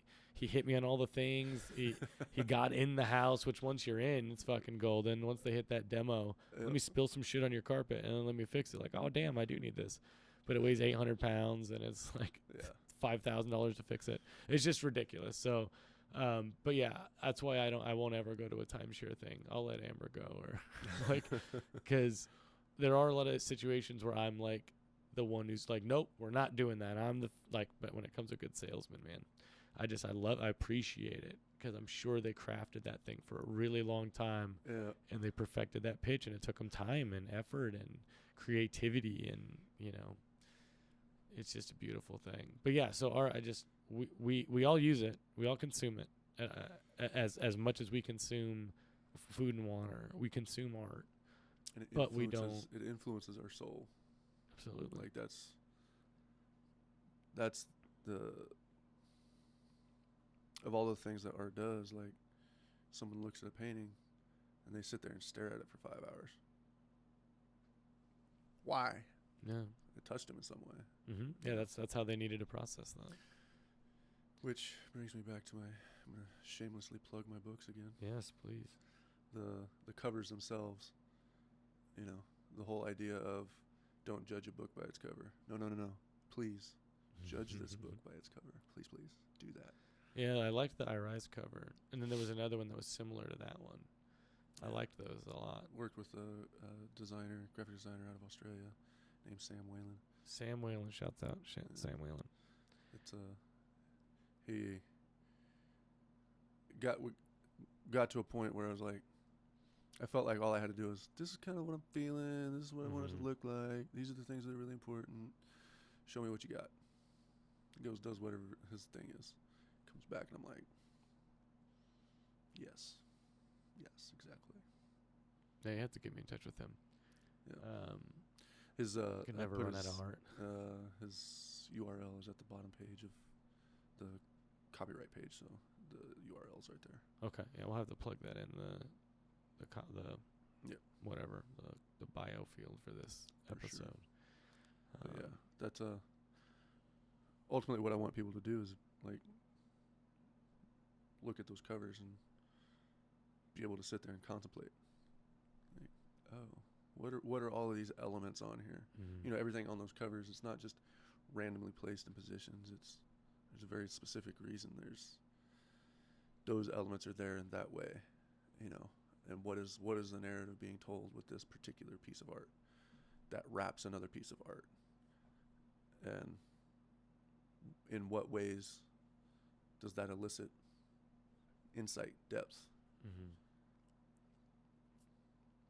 That's why I like art. It speaks in ways that words just can't. Yeah, they definitely fall short in a lot of ways. Yeah. Like music, words that you have no idea what they're saying, but yet you feel it here. Yeah, Rammstein, man. I never once could understand anything they were talking about, but like I got what he was talking about. Yeah. I knew what he was saying without understanding. Like even on those like Telemundo like soap operas, you know what I mean? Like I know she's angry. I know she's not happy to find Manuel with the maid. Yep. I know she's not cool about that. So last night, one thing, because we're talking about words not being able like do the thing justice. I really liked the way that you kind of turned things around when Madeline was asking about, I can't remember what specifically she was talking about, but it was like something about having the space to receive. Like, I don't feel like I'm open, like, to do this thing. To ask for help. Right. Yep. But what would it feel like to receive it? So you know what I mean? Like, the kind of the two sides of the same coin. You know, in all the ways that I don't want to ask for help because I don't want to put someone in the position of saying no, and I don't want to feel their discomfort. Mm-hmm. In what ways am I unwilling to receive, and how does that correlate to the ways in which I'm unwilling to ask? Right. And vice versa. You know, so that's kind of one side of the dynamic. On the other side of the dynamic is, in the ways that I'm not willing to ask, in what ways am I keeping someone from being able to give? Asking someone for something from someone who is here to be of service, if we don't ask for their support, they're not able to give their gift. So in us asking for something, we are also giving them the opportunity to either give it and be here for what they're here to do, or stand in the integrity of whether or not they can or not say yes or no. So it's like, in all the ways that I'm not willing to ask are all of the ways that I'm shutting out all of these gifts from my life from entering my life. All because of what? You know, last night we were talking about in that context that it was the discomfort, having to feel the discomfort of someone saying no. Whether it's me saying no and how that disappoints them, or them saying no and how that disappoints you. How it disappoints me and how they feel uncomfortable saying no. Right? But at the end of the day, if the answer is no, the answer is no. Like, right, yeah. We touched specifically, we definitely talked about it's okay to say no. Mm-hmm. You need to feel comfortable saying no. If you can't do something, that's okay. That's just what it is. Hey, can you help me with this thing? Oh, no, I can't. Yep. All right, cool. Like, you know what I mean? Like, it's okay to say no to someone. Yeah. And there's been a lot of situations in my life where I haven't felt like I could say no. Yep. So the question on that I would, like, in terms of the whole consent conversation, is it really consent if we can't say no? Right. And how, you know, going back to politics, trying to get the consent of the governed, if they can't say no to paying taxes, is it really consent? Or, after watching Vice, I mean, if they can't do anything about it, right? Like, or Edward Snowden was a great one. Yeah, right? If you watched that Joe Rogan podcast with Snowden, don't know. It was I saw a incredible. little snippet of it, but it's incredible. I think they took it off of Apple's podcast. Oh, for real? Big Imagine shock. that. Well, he called out AT&T, and I'm sure AT&T wasn't real happy about that, because he basically exploited the fact that if you have AT&T, every conversation you've ever had since, I think it was like 1990 something, it's recorded. That and was it's part kept. of what he leaked. Yeah. Gotcha. It's still being kept now, and they're going to keep it forever, and that's part of your terms of agreement. The terms of service is, hey, we're going to keep anything you ever talk about, you text, anything you do, we're going to keep it, just in case somebody wants to use it against you. That brings up the point of, you know, those terms of service that we never read. Being aware of, hey, actually, let me read these terms of service once and see what's in there. Well, the other problem is one of the first lines is these terms of agreement are subject to change at any point without any warning, and then nothing you can fucking do about it. So reading it seems a little futile. Get rid of the service. Well, you could, but I mean, we're dependent. Most people have become very dependent to technology and cell phones and. Dependent, but is it a need? No, it's definitely not a need, but they're dependent to it. I mean, people are dependent, have alcohol dependence, nicotine dependence. Doesn't mean they need it. So it's still, at some level, it's still a choice. Oh, absolutely. Well, everything is a choice. Everything is a choice. The freedom is an illusion. Freedom is an illusion that they're portraying to us, because there's a lot of things we're not free to do. Oh, Well, I mean, but we always have the choice to go against, you know what I mean? We always have the choice to do whatever we want, Yeah. but it doesn't mean that we're necessarily free to do whatever we want. That kind of touches on the rabbit hole of what is it that we are actually really completely in control of. Right. Like yourself and your thoughts. And even your thoughts sometimes not really they in just control of those. throw your thoughts, just throw up whatever is there. And you're like, oh, hey, all right. Yeah, Didn't well, want okay. that thought to come up, but I all guess, right, there it is. all right, you're in control of what your extremities do. You're in control of the words that come out of your mouth. Even then, for like people that have seizures or epilepsy. Well, that's a very small percentage of people, though. That's not a super common thing. I mean, what about teenage boys who experience just raging hormones and things just happen? You're talking about like boners in PE class? I mean, I guess yeah, sure, okay. There are some involuntary things that your body goes through. I mean, every morning waking up with an erection, like that's just a thing. There's nothing you can do about that. Yeah, right. So, I guess not all, but I would say most. I'd say there's a lot of things we have strong influence over, but direct control of. Like, that's the distinction that I try to make is what are the things that I actually have direct control over and what are the things that I can significantly influence? Well, yeah. I mean, I don't know. The only thing that comes to mind for me is I know I'm in direct control over what I say. I'm in direct control of my intentions. I can set those. Nobody else can set those for me. Yeah, I don't know. I guess it's a very, very, I mean, what I eat, what I drink, I guess. That I've come across that I think that I would say I can count on one hand the number of things that I have direct control over. And I think I could generalize it all by saying. Well, hell, I guess I'm not in direct control of what I eat and what I drink because most of those things are provided to me by someone else. So if I wanted. And then you have your physiological response and you're satiating that need. So is it something that you're actually doing for what you intend or is it for what your body needs? Right? So like the thing that I look at that is clearly under our direct control is how we respond. Sure. I'd agree with that. Like even the emotions, the thoughts, the emotions that come up, we don't always have complete control over the emotion coming up. Just, we're triggered. Oh, where'd that come from? I can react blindly to that being triggered, or I can. All right. Yeah, look inward and figure. I mean, even if you do the work, you're still slave to feelings and emotions. Like doing something, like you're never going to get rid of those. Yeah, right. You're going to have those forever, and you're not going to be in control of when they react to things. Even though, yes, you can do the work and you can minimize that reaction, but your body's having a billion reactions all the time to all different things. So, even if you check them off the list, there's still 999 million left. You know what I mean? Like, there's it's endless. So you'd never be able to stifle. I like to look at your emotions. The whole Buddhist concept of equanimity. Which is equanimity is sometimes described as a still lake or a still ocean. Okay.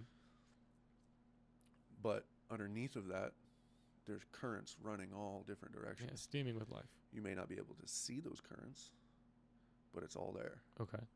So the way that the emotion as a feeling that I like to put on equanimity as a concept is contentment. This is something I talk about with my counselor a lot. The contentment, rather than having happiness be the goal. Because if we're not happy, what happens when we're not happy? Right. What can happiness be a container of? Very little. Contentment, however, can be the container of joy, anger, sadness, despair, grief, depression, everything. Happiness. Contentment can hold it all. And if you're content, you're still. You're at a stillness where you can begin to recognize everything that's there. So finding a point of contentment in your life is something that you would recommend all people seek. I strongly recommend it for those who desire to be happy, a sense of stability in being able to experience life with resilience. I think I like it. Contentment is a significant influence to being able to be resilient, to hold all of those things simultaneously without going crazy. Yeah, I mean, Amber's not going to love this, but like that's how I look at marriage. I mean, marriage is not about this fairy tale thing that we've been fed, which is probably why there's a ridiculous amount of divorces. We've been fed a lie. We've been told forever that there's this Prince Charming and there's this princess, or there's this. Everyone has this perfect person, this perfect soulmate. You got to go find the one. Yep. It's not about that. It's about finding somebody you can create with. It's finding somebody that you can wake up every morning and not want to headbutt because they drive you fucking crazy. Like, who's willing to have the difficult conversation to work through whatever's there. Right. To create the space Well, and who's willing to grow. Right? Is this person willing to grow? Because if they're not willing to grow, you're going to grow without them. You're going to leave them behind, and that's not going to last either. One of my good friends, who eventually, if I find out how good of a salesman I am, because I'm trying to do like a recurring like video linked podcast. He's stuck in Texas, and I wish he lived here so we could do a more regular thing, but I'm going to convince him to buy a microphone and buy a camera, and we're going to video link this thing, hopefully, if I'm any good. But, like, he's got, he's been in a relationship with somebody for a very short amount of time, less than 6 months. But they're both in the military, and they're like, well, we're not going to be able to be together because of all the duty stations and everything. She just went to Korea, and he's still here in Texas. And it's like, hey, it's going to be a year and a half of that. Or we can get married right now, and then we can be together. But, like, marrying somebody so that you can date somebody is not the right thing. That's not a solution. Rushing into commitment is never the right idea. Like, if it's meant to be, it's meant to be. Like, if it's going to happen, if your energies are drawn, which is what you need, if your energies are compatible and you're drawn to each other, that's not going to go away. Right. Like, and if you're worried about who she's with, she was with people before you. Like, so does it really matter if she's with people just because you know her now? Yeah. Like, that doesn't, what difference does that make? When you guys are ready to be together, you be together. Right? If that's supposed to happen, it will. It'll fall into place. You shouldn't be forcing things in life. Allow them to come to you, but trying to force things, forcing a puzzle piece, like, that has never in the history of anything worked. Like, it's never worked. That's why I like the word allow. Yeah, allow it, yeah. Like, taking a step back to allow the situation to be what it is without projecting what I think onto the situation. Yeah, your expectations, all of your preconceived whatever, leave that shit at home. Like, take it for what it is. Again, coming full circle, going back to the Republican-Democrat thing. Like, just read the article and assess what you're looking at. Don't add your shit to it. You don't need your extra shit on there. Yeah. Just take the thing, and how do you feel about that thing? Yeah. Not how do you feel about the person saying that thing. That's a whole nother thing. Let's talk about that later. How do you feel about the thing? And can you leave that separate from that, right? How do you feel about love? Like, should that be something that's easy, or should it be something that you have to, like, force? Right. Like, and just on that alone, that'll tell you what you need to do. Don't say, well, normally I would say this, but with her, like, I know is like, come on, man. The thing is the thing. How you feel is how you feel. Don't manipulate, like, the situation to match the thing that you think it should be. It is what it is. Yeah. And that's okay. It's okay. Like, it's okay to love someone that just the circumstances aren't right, and you have to let that person go. It's okay. Going into a situation with expectations, wanting something different, but moving with those expectations, not being willing to refactor those expectations. I'd say just don't go into anything with expectations. Yeah. If you could, if that was a possible thing. Or acknowledge thing, that they're like, oh, hey, I have this expectation that I was expecting you to show up in this way. I realize that that's my expectation. Right. Let me just acknowledge that. That's self-awareness. Yeah. But yeah, that's one thing I still struggle with. There's so many, we talk about shedding layers. There's so many layers I've still, yet to shed. And one of them is expectations. Onions. One of them, yeah, for real. It's just, there's always more layers, like a shark. There's just more rows. Just keep growing in. But like going into things with expectations, I genuinely would love to one day leave that with the ego. Leave the ego and the expectations over here. Let me inquire into that Do a it, little bit. yes. So this concept of ego, like, can we ever be without ego?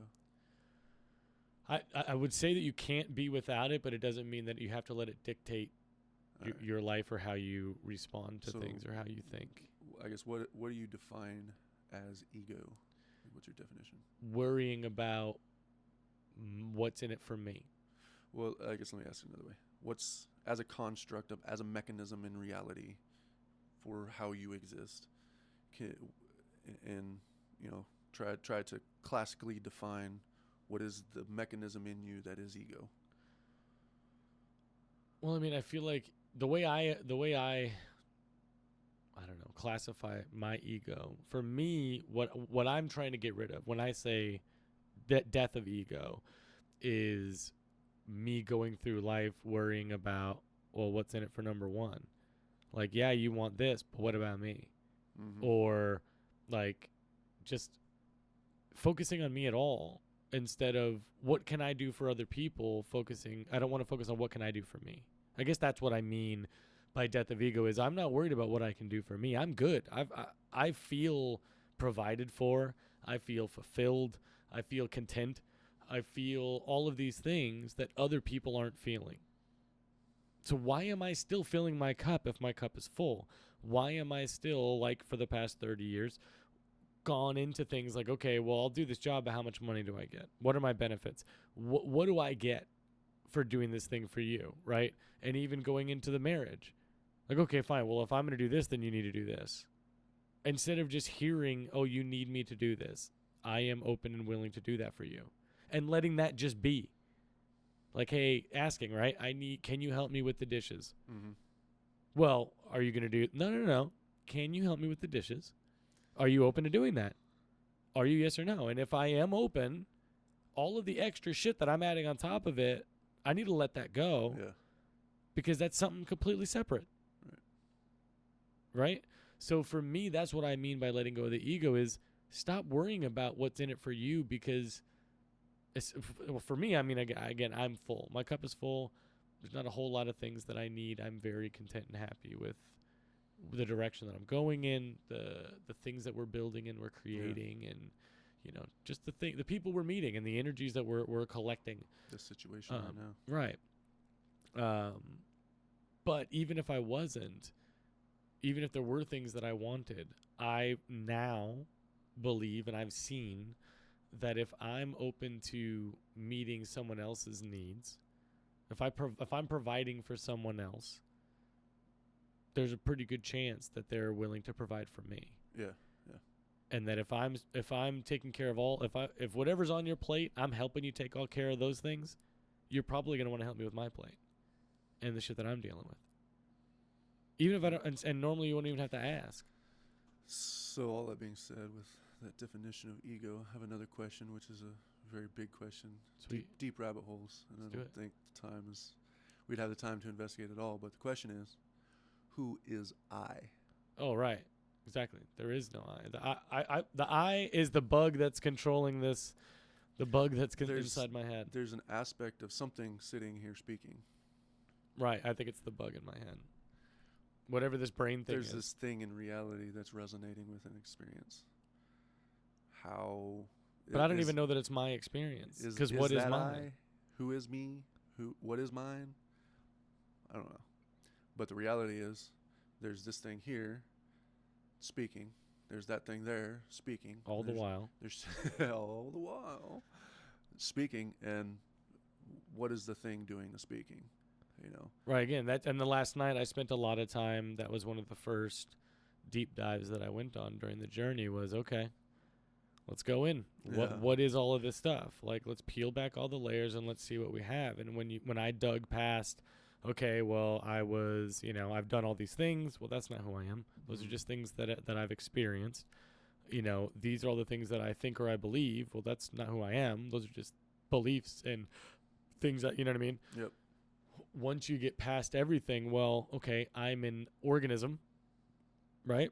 I'm a living, breathing thing, and something's in control of this.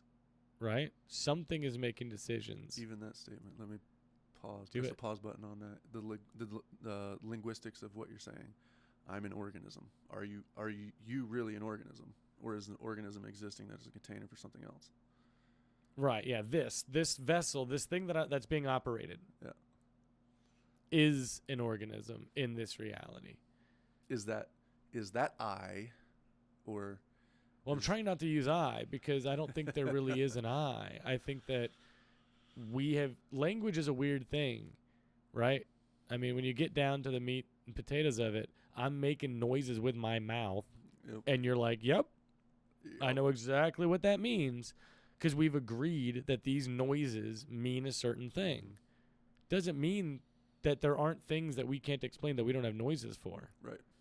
Right? So when we say I, we're generalizing this experience, right? That's what I is, I think. I is just a word that can summarize in the best way that our language allows what this experience individualized is. Exactly. experience. Yes. This specific one, the one that I'm experiencing, because you can only experience your own. Yep. So the I is describing the experience that is happening, Right. or that the experience that I'm experiencing. Like the words get circular because there's no words to describe like ambiguously enough what's happening. Get caught in that loop. Right. May I offer a consideration for what ego is? Well, of course. That's why you're here. So the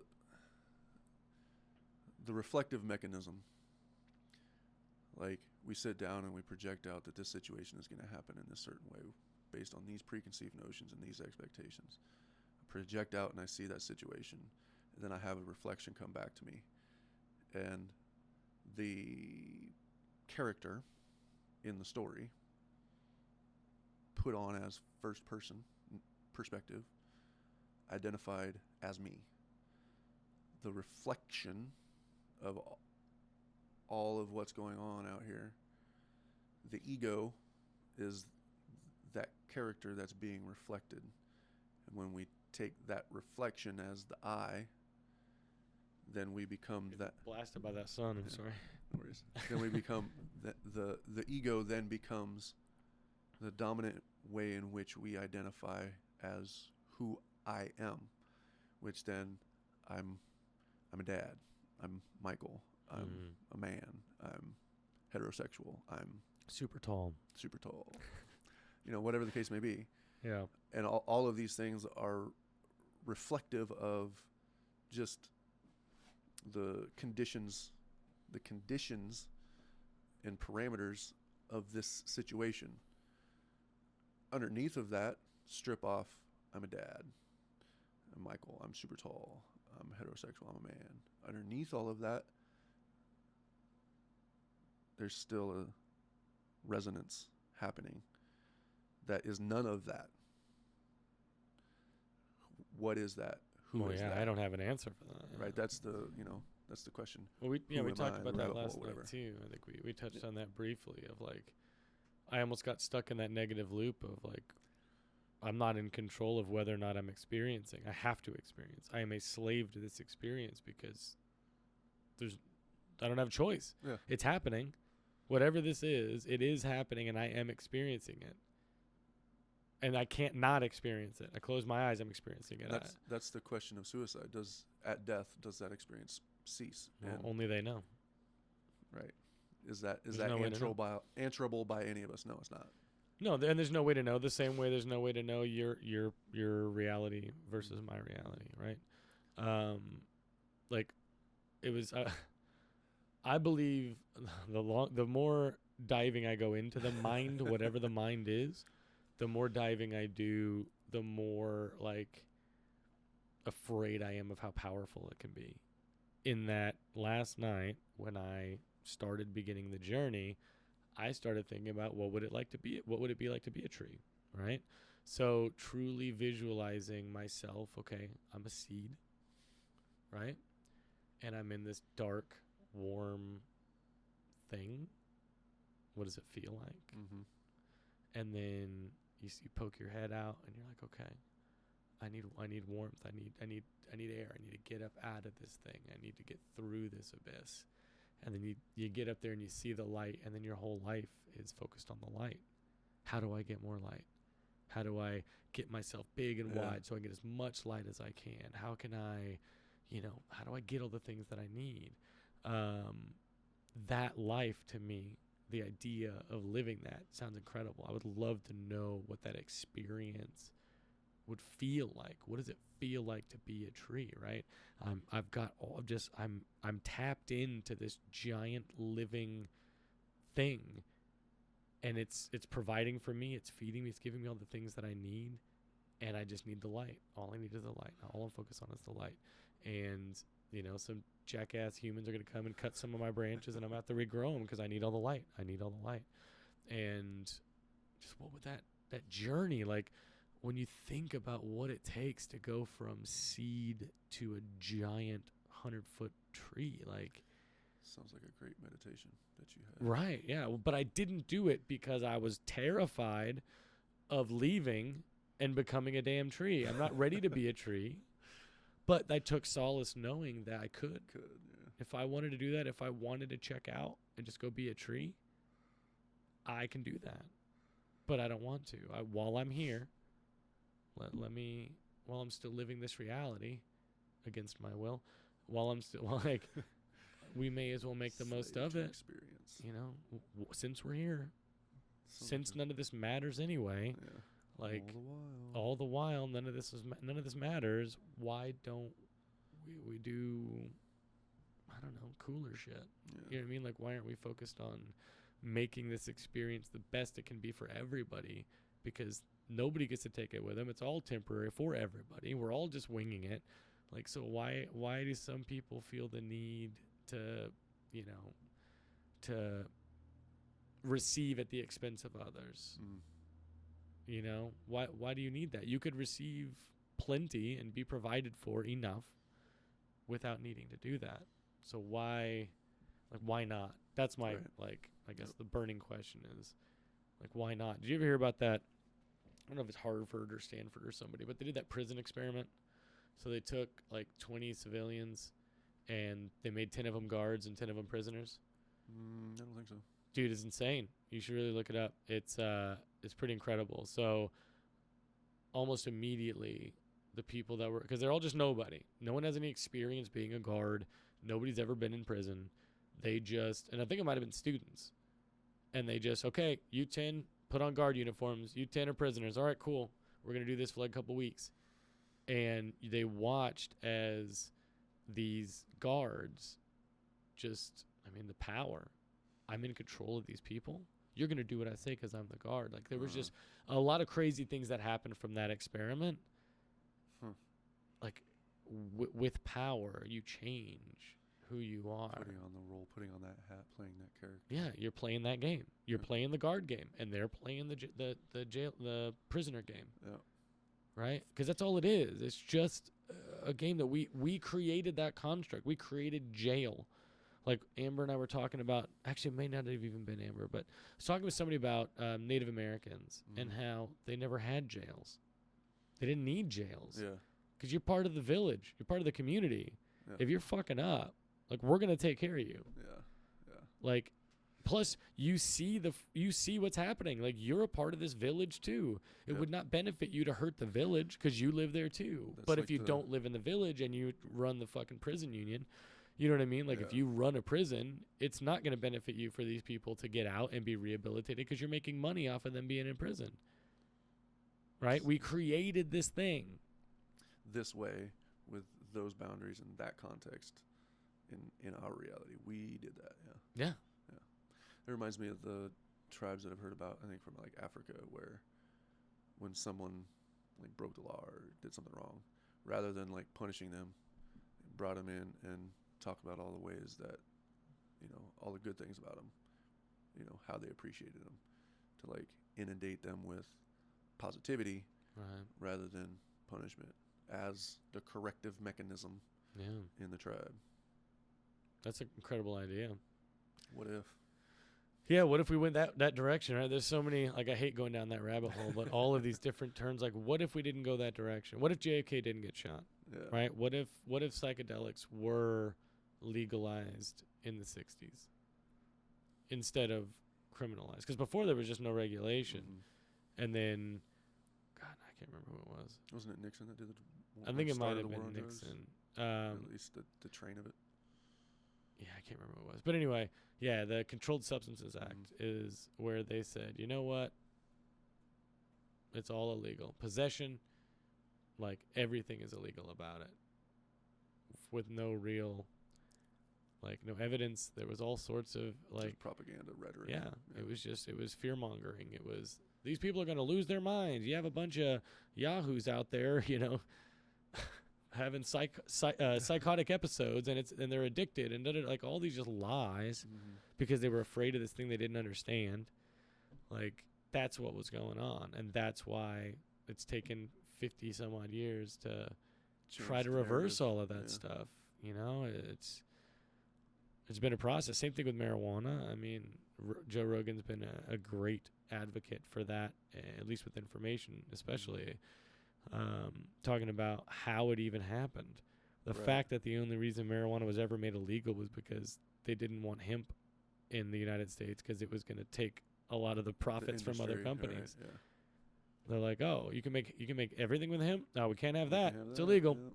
We'll find one doctor, just like fluoride. We'll find one doctor to justify dumping this waste product into everybody's water because topically it's good for your teeth. So you must be good. Must be good to drink it your whole fucking life. Right.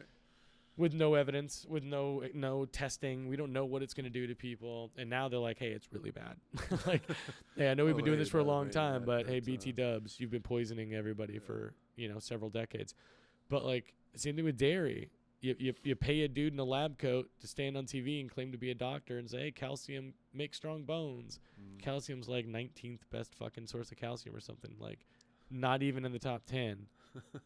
Like, green leafy vegetables are like incredibly more potent sources of calcium and better sources of calcium for your body. But that's not benefiting the dairy industry. So let's make it required. Aren't you? Let's make it required, right? Let's put it on the food pyramid. My daycare, where my kid goes, like, we had to, only because he has a dairy allergy, was he allowed to not be forced to drink milk at school. That's nuts. Forced. Not an option. They have to check the box because the government said this is good for them because this asshole several decades ago paid a doctor to tell you that this thing was good to benefit these lobbyists. And now it's required law. It's a compulsory system. It's insane. Like, just think about that for a second. We force our children to sit for hours in a day and be fed before I go down there. The whole education system. Well, yeah. Let's get on that soapbox. Let's do it, man. It needs, there's a lot of things that need to be fixed. So, like, we have this idea, we have this theory, we're conducting this experiment in our society that it's a good thing to, through compulsion, put our children into a context where they must sit down for hours in a day and may be given times where they can go play, but they can lose that time for play based on whether or not their behavior lines up with these preset notions.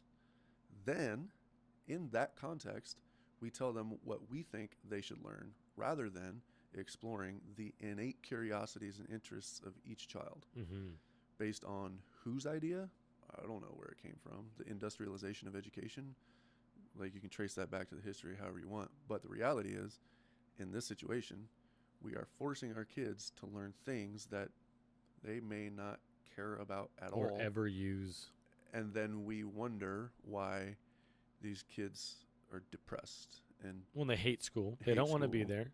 And then, you know, they get to junior high, and we force thousands of kids into this social experiment with raging hormones in closed, confined environments where we give them very little information on how to actually navigate the hormonal experience that they're going through in conducive ways that benefit their own well-being, rather than, you know, hey, you can't wear that shirt, you can't wear those pants because this is going to do this to Johnny and that's going to do that to Sarah, and we can't have that in our school system. Right. So, you better get control of that, and if not, you can't be here. Which basically is saying that it's bad. Mm-hmm. It's bad for you to have an erection. It's bad for you to have, and the train of shame begins. Right. And then, then I'll wrap on top of that all of the ways that we influence our minds, like pornography, and all of the ways sex is used to sell things, and this and that and everything else. And then we wonder why we get into our 20s and shit hits the fan. And we're like, what the fuck is the point again? Why are we doing this? Yeah, the sex thing is another thing that I think that topic of conversation needs to be normalized the same as mental health. Like, it's not a taboo thing. Like, life doesn't exist without sex. Like, it doesn't exist. Right. So why is it this thing that we hush about and we only talk in private thing? Like, sex is a thing. We all do it. It's required for life to continue. Mm-hmm. Life will end if everyone stops having sex. Mm-hmm. So it's required. We're going to need to keep doing that. So since we're going to keep doing that, since we're here. Well, that's like, when we're young, those are the private parts. We don't talk about the private parts. Yeah, it's such an ugly word, too. Why is it private? Anatomically correct descriptions of, hey, this is a penis. And these are your reproductive organs. They are not private parts. They're reproductive organs. Being able to give them the language to be able to talk about it, right. To then say, if something does happen, hey, this person touched this part of my body. Wait, what? Rather than, it's private, we don't talk about it. Mm-hmm. Why don't we talk about it? What if we did talk about it? What if we did open up that context to say, hey, let's have an honest, real story around this is how I come to know this part of my body. And that's okay for me to say I have a penis and you have a vagina. Yeah. It's not a dirty word. Well, plus, I think before we can ever hope for things to change in any sort of education system, you and me, our circle, our community, and hopefully other people who want to be a part of this community, we need to set the example. We need to normalize this expectation. It is okay for us to talk about sex and more importantly, issues within sex. Mm-hmm. Let's not talk about how great sex was that one time. That's probably not the norm. Right. And that's not going to get us anywhere talking about the good things. We need to talk about the things that aren't necessarily so pretty, but we're all dealing with, and we all could probably use a little bit of support, emotionally at least, with these things. Well, that's going back to the whole political activism thing. Rather than protesting, what's a way that has high potential for influence in changing things? And if we look at the school board, those are people that we know directly in our lives that have been elected as officials to guide the specific school district in that way. How are we influencing, and in what ways are we advocating for what we want in our school district at the school board? Because they're answerable to us. The moth agrees. Yeah, we got a little moth here who's nodding his head. The school board is answerable to us as people. We can vote them out. We know them personally, directly. If we don't like what they're doing, it's very easy to challenge that individual on the school board directly. And then I think in theory, that's how it works, but in theory that's how our political system works too, and yet we don't know how to manage it effectively. Well, I say that's on us. Well, I agree. That's what this is about. Yeah. That's what I'm saying. Like, we need to remind people that we still maintain the power. Mm-hmm. We could elect somebody who wanted to go in there and change all the shit that we don't like about the presidency, right? We could elect somebody who wants to go in and say, hey, you can't have ultimate supreme authority, and anything that the president does doesn't, just because you're the president doesn't mean that everything you do is legal. Right. Right? Like, that's not a good idea. That's the whole point of checks and balances, separation of powers. But all of the people over the last 30 years who have been in office, like up until now, that's their prerogative has been, how much more power can I get? How can I manipulate these laws that exist to give my, the people paying for all of my shit, how can I help them out? What laws can I manipulate? What can I get rid of? What can I veto? Right. Well, that's why I encourage people who want to be politically active. Did you vote for the president? No. I voted for people locally. Who did you vote for as a mayor? Who did you vote for as city Mhm. council? Who did you vote for in your borough? Who did you vote for in a school board? Who did you vote for sheriff? Who did you vote for judge? Those are the people in your real life that, so the system is a bottom up thing. Right. It's not a top down Right, thing. right. Like, that's the whole 9th and 10th Amendment of the Constitution. You know, the 9th is the powers that the rights that are not explicitly stated as part of the federal government are retained by the people, and you know, the 10th is like it, are retained by the states. That is where the power resides. And even the court, the judicial system, very few cases ever make it to the highest level of Supreme Court. Like, less than 0.01% ever make it to the Supreme Court.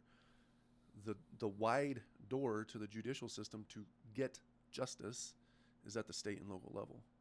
And anyone, whether you're a lawyer or not, can submit a motion to move the court to do something. Mm-hmm. And as long as you have the justifications in that motion, there's no right or wrong way to construct a motion. You just have to lay out your argument intelligently based on facts in the given legislations and the laws, and look at the precedent.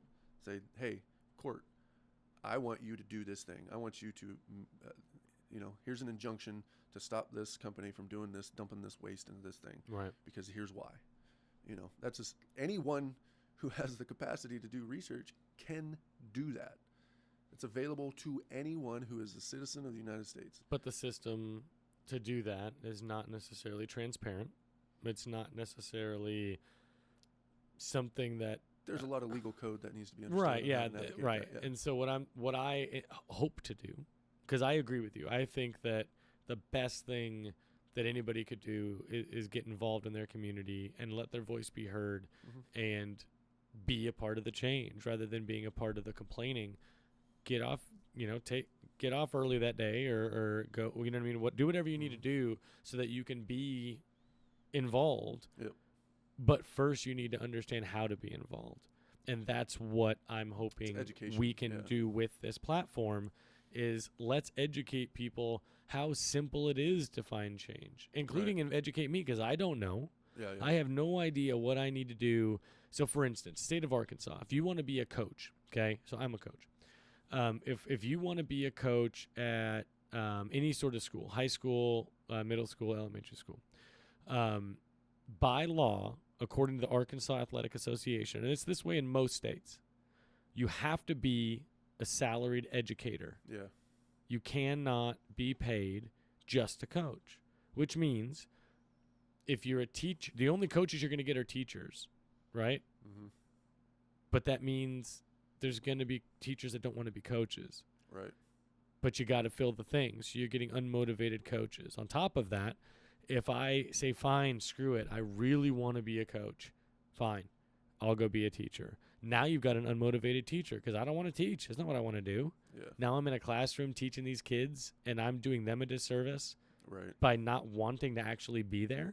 Right. So it's movie day all the time. Oh, Johnny, Runny Nose is being a dick. Well, fuck you, Johnny. Like, I'm not going to help you because you're being a dick. Yeah. That's not what these kids need. Is that what you want for your kids? That's not what I want for my kids. Nope. I want my kids' coaches to want to be coaches, to be passionate about what they're doing, not because they're forced to do it. Yeah. That's the worst possible scenario for somebody who's, again, these coaches and these teachers are not just teaching and coaching. They're passing on all sorts of things to your kids. Yeah. They're pushing their values, their fundamentals, all of these things. They're pushing them onto them too. Discipline. They're teaching them a lot of things, or lack thereof, right? Yeah. Or bad sportsmanship, or immaturity, right? Like they can teach them anything. They could be pushing whatever they want onto your kid. I mean, shit, we live in the Bible Belt. There's a lot of homophobic people out here. There's a lot of people that don't respect other people's right to be happy, however they feel like being happy. Two consenting people trying to do what they're trying to do. Yeah. None of my fucking business, man. Go do whatever you're trying to do. Like Joe Rogan, again, I love Joe Rogan. I was a fan of Rogan's long before his fucking podcast. But like his stand-up, like I agree with a lot of things that he said. Like if you have a problem, I feel at this point, if you have a problem with somebody marrying the person that they love, like you're just an asshole. Like, you just are. Like, Right. you've got What do your you have own to say about that hang-ups. situation? Yeah, Like, who gives you the why authority do to have you need an that opinion you on need this to interject? person's Yep. life? Yep. Why do you need to say anything at all? Just shut up and mind your own business. Yep. If you don't like what they're doing, don't marry them. If you Yeah. don't marry them, then it's none of your damn business. Nothing you have to say about It's just that. so stupid. Yep. Oh, that shit drives me crazy. But like, I don't know, just why does it matter? Like, why are we imposing our own our ideas things on other people people. in ways in such ways where we think they have to do it this way or else. right? You know, that's generally the context of school. You have to learn Mhm. this thing because this is the way it needs to happen. Yep. And if you don't, you're in trouble. Yeah, you'd be punished. Yeah. It's not an option. Like, and when the feeling that I came with coming up through school, and Los Angeles school district, so deduct a few points just right off the bat. I think they've been like bottom of like the bottom 5 states, I'm sure, for a really long time. At least that's how they talked about it, as one of the worst school districts in the fucking country. So, but so I distinctly remember growing up and thinking like, why am I learning this? Yeah. Like, why do I have to, like, I don't have a choice. I have to learn social studies. You know what I mean? Or I have to learn this type of math. Like, Or the worst part is the answer that you get to in the way that you're doing your process is the same answer I get to in the way I do my process. But I get deducted points by doing my process because I didn't do your process. or because I did it in my head because I'm smarter than you. Yeah. And I can visualize Like, things. Hey, yep. Show your work. Why? Yeah, why? Is the answer right? Yeah. Well, then leave me alone. Yeah. I always felt that way, and I still feel that way. Like, I went back to community college like a good 30-year-old, and I had to take college algebra, man, and I bombed the fuck out of that class, dude. I struggled so hard because I don't think I learned half of this stuff in high school to begin with. Plus, it was, 2006 was when I graduated, so at least 15 years ago the last time I did math. Yeah. Because I definitely didn't do math senior or junior year. So, like, I knocked those out early because, you know, I wasn't always a big fan. But, like, it's been a long time, and these people are breezing through this stuff. And, like, well, you have to show it the exact way, like synthetic division. Like, you've got to do it this way. It's like, but there's other ways, right? Yeah, Like, there's other ways to get this thing.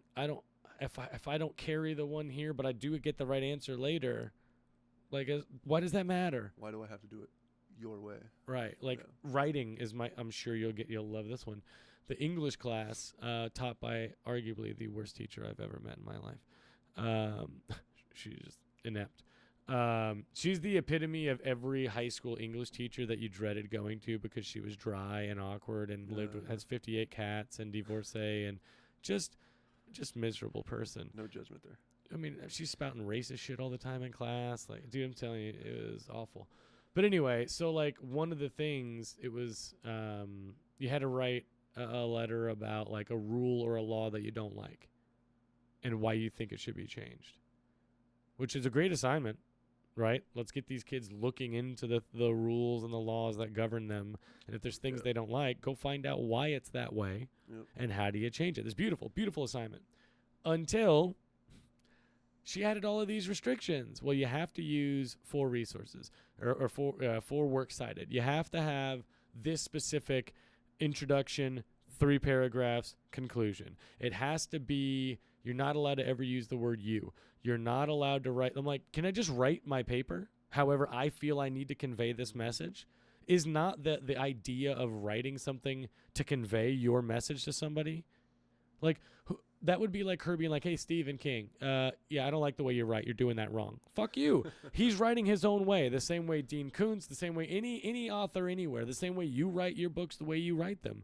There's no right way or wrong way to write something. Yeah. Did she give you reasons as to why those of course were? not. Yeah. I'm telling you, awful. Just awful. Rate my professor. I did my job. Hopefully somebody will check before they take this awful instructor. Oh my God, it was brutal. Yeah. Meanwhile, my geology teacher, who hopefully I'll get him on here, and my philosophy teacher, super cool people. I mean, just very fostering of a I don't know, a warm Yeah. learning environment. They were just amazing. I don't mind the restrictions. With like you have to do it this way, as long as I understand the reasoning. The issue that I have is when I ask for the understanding of the reasoning. Like, okay, why? If I get feedback and flack and like, I'm gonna just do it because I said Right. so. This is the assignment. Which is what I received. Let me just tune you off and not care and Mm-hmm. copy off of someone else, and then I'll Yeah, let me just get past this, because pass this. Yeah. if this isn't going to be something, If I'm not actually learning anything Right. here, if I'm not gaining from this experience, why am I going to devote real, like, integral, like, I'm not going to pour myself into this thing if I'm not standing to gain anything by it. If I'm just checking off a box because you're telling me to check off a box, I'm just going to check that fucking box. Like, I'm not going to make it a nice box and make the check, you know what I mean? Like, there's gonna be a check mark in there. yeah, there's going to be a check, and it's going to be in and around Might that be the box. way you want it, but Yeah. it might not, and I don't care. Yeah, I don't really give a shit now. You've taken away my motivation to want to be, inspired by this thing. Because the letter to the editor, I had so much fun writing that little 400-word, petition to the Arkansas Democrat Gazette to stop publishing those R&D designations in front of politicians, because I truly believe that's a positive thing.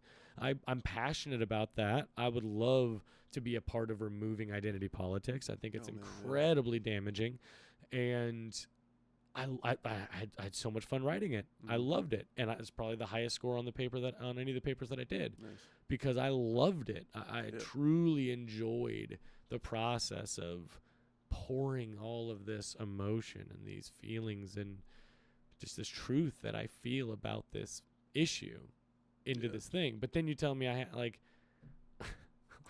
don't even know, like, I was forced to interview somebody at some point. I'm like, do you know how many jobs I work? Like, you think on top of going to school full time and working 5 jobs, like in different capacities, that I'm going to have time to interview someone in like a 2-week period, which is how much time she gave me? Do a podcast on it. Well, yeah, clearly. Well, I'm telling you, man, getting people on here is a pain in the ass, man. And I get it. I get people's reservations. Yeah. And hopefully they will see that, like, everybody should be podcasting. Everybody should be talking about what they need to talk anyone about. who feels like they have something to say. Exactly, yes. Like, if you have something to say and you're not saying And who it, doesn't have a soapbox? Like, that's the frustrating thing when people are like, I don't know. It's like, you're telling me that within your circle of friends, you're not getting on your soapbox about some shit? Like, you know what I mean? You get cut off or someone doesn't use their signal. Boom, I'm on that soapbox. What do you got a turn signal for if you're not going to use it? Why do we have turn signals? To let somebody know that you're slowing down. Why are you slowing down and then using your turn signal? That's not the point. The point is, hey, I'm about to slow down because I'm turning in a minute. But that's a soapbox. Plenty of people get on that. Like, everybody has soapboxes, and that's why I love this premise, because everybody can do this. Yeah. Everybody can come on here and talk to me about the soapboxes that they have. And let's have a productive dialogue about the things that should change. Don't be afraid that what you say is going to be inadequate, or that other people might not like what you have to say. Who gives a shit? Or who cares what they think? If the fear is there, recognize it, acknowledge it, and push through it. Have generate some courage and sit down there and acknowledge that, hey, this is a little bit freaky for me to open up like in this way. And I'm here because I feel passionate about this, and because I feel passion, and I believe it's important. Right, you have to believe that it's important, yeah. And I think that's part of it too. You have to be passionate. You have to have passion about these things. You have to really believe things would be better if these things were changed. That's the thing. I think, like, if there's one thing in this world that I could change, just one thing, it would be the education system, taking compulsory off, and focusing on developing a framework within which children can discover what they are curious about, what they are interested in, what they are passionate about. And from that premise, then explore, okay, this thing that you want to build, or this thing that you want to create, or this thing that you want to know about, what are all the subject matters that are involved with that? Is there math in that? What kind of math? Is there history in that? Right. What kind of history? Is there writing in that? What kind of writing? To then develop all of, everything that we're trying to teach them anyway, how do those things apply to real life and what Right. they are curious about, and use their curiosity as the motivation rather than my force. No, definitely. A lot of the kids that I'm meeting at this college and these classes that I'm in, I've asked a lot of them. I've been the typical old dude in the class, like, hey, like, why are you here? I can tell that you don't want to be here, right? Mhm. I can tell you're just going through the motions because mom's making you go to college or whatever. Like, why are you here, right? Yeah. And since you are here, you should probably put as much effort as you can into it, because wasting your time is You're nothing. wasting It's your something time and you going shouldn't in do. debt, probably. Right. Or you're wasting mom and dad's money, which I Yeah. guess if you don't value money, whatever. But your time, you're never going to get that back. Mhm. So if you're going to be there anyway, since we're here, like, when do you get the most out of it? But the question I like to ask everybody is like, so what are you here for? Like, what do you, We'll put you in the seat right now. yeah, why are you showing up to college? And if the answer is not because I want to learn about this, or because I want to achieve this, or I'm curious about this, then you're wrong. That's the only reason to go there. You're there to get information. You're there to get knowledge. That's what college is about, right? Yeah. That's what it's supposed to be about expanding your mind, about growing, about, whatever. Like my younger brother, sorry, I see my cat No, climbing on that weird building that's over there. what's the time? Can I do time check real quick? 5:01. Yeah, probably. Let me wrap it up. Let me tell this one story and then we'll wrap it up. So my younger brother turns 21 in February. And he's kind of like, I'm trying to get my arm around him. Like, okay, let me try to help you. The way you're talking about, you wrote one of the books for 15-year-old you. Mhm. I'm trying to help 20-year-old younger brother, Yeah, right? Yeah. Let me show you the light that I've seen so that you don't have to wait 10 years to see it. Like, let me try to put some things in perspective that maybe you Yeah. haven't had put into perspective yet. So the question I always ask him is, like, what do you want to do? Like, what are you Mhm. passionate about? What do you like? What brings you joy? What What do you think about when you're doing other things that you just don't want to do? Yeah. when What you're would you doing things rather don't be wanna do, doing? what are you thinking about which Right. you could be doing? Yeah. And why aren't you pouring yourself into that? Yeah. Right? Let's strategize about how you could turn that into a career. You could turn Mhm. that into whatever you want to turn it into. So he's really into UFC, and I mean, he's not a fighter. He's never going to be a fighter, but he loves watching it. He loves the analytics of it. He loves to, and I'm like, There's all dude, kinds of there's a careers and, million yeah. jobs that Yep. UFC employs all sorts of people that do all sorts All of things. kinds of things. There is no shortage of things that they need. So, what things within UFC are you interested in doing? Mhm. And then just be the best at that you could possibly be. Right. Immerse yourself Right. in that thing. You want to be in sports medicine, you better be the best damn sports medicine person. You better know all the things, read all the reports, do all the research. Yep. Nobody should know more about it than you, because then it makes it real easy for them to hire you. Yeah. Hey, I know more than everybody else. Cool. You want to work here? Yep. All right, cool. I did it. Like, and don't lose sight of that goal, right? Right. If that's what you want, if that's what makes you happy, if that's what's going to give you fulfillment in life, don't let go of that thing. This podcast thing. This might take 20 years to actually, materialize, but I don't care because I enjoy doing it. I love Process of learning. doing it, yeah. I love sharing, and I'm hopefully inspiring people to do the same thing within their own life. That's one of the things I really appreciate about Gary Vee is his tenacious determination to communicate. You must love the process. Mm-hmm. If you do it for any other reason, you're gonna hate it. Yeah. If you don't love the doing of, why are you doing it? Exactly. And as soon as you find a love of the doing, everything else just kind of takes care of itself. As long as you execute with intelligence, use your powers of reason and move through and play that chessboard. You can't really go wrong following the thing in you that is driving you in a direction of Right. your like it's coming out of you rather than being pulled by something. Right, yeah. I mean, if you're happy doing what you're doing, then there's no Yeah. questioning why you're doing it. Right. Like, And yeah, like I like doing what I'm doing. the Cool. process, I don't yeah, need to ask you yeah. why then. But if I could tell you're miserable, If no one ever watches this podcast or hears or listens to it, the fact of having this conversation is worth it in and of itself. oh, absolutely, Yeah. yeah, because we're impacting each other, Yeah. and that's what it's about. Like, again, I hope externally that there are some people, Sure. even if there's 2 or 3 people that benefit from it, that's great. But really, it's my passion. This is my journey to talk to as many people as I can, to try to understand as much as I can about this world, this reality. And that's what it's about for me. It's not about money. I'm not trying to be some rich podcaster. That's not what it's about. Granted, that 30 grand an episode that Rogan's getting is pretty fucking nice. I wouldn't turn that down. I'm going to say yes to that. Yeah, I am open to receiving that. If somebody's trying to drop 30K into my Venmo. But that's not what it's about, because it can't be about that. Right. That's, you're trying to obtain Incorrect priorities. exactly. Yeah. That's yeah. why that's my books. I write my books because I like to write my books. If they help other people, awesome. Yeah. I'm satisfied with writing them. If there's one book that somebody should start with, since I have Body Integration. Body Integration, the first one before you read into the older ones, Yep. Body Integration. which is the newest one. Consensio is the newest. Consensio is the newest one. Body Integration. I started writing 2013, something like that. Okay. But And where can people get that book? Amazon.com. Just Amazon? Body Integration. Search Body Integration. Michael Phoenix. Okay. Cool. Go do that. For real.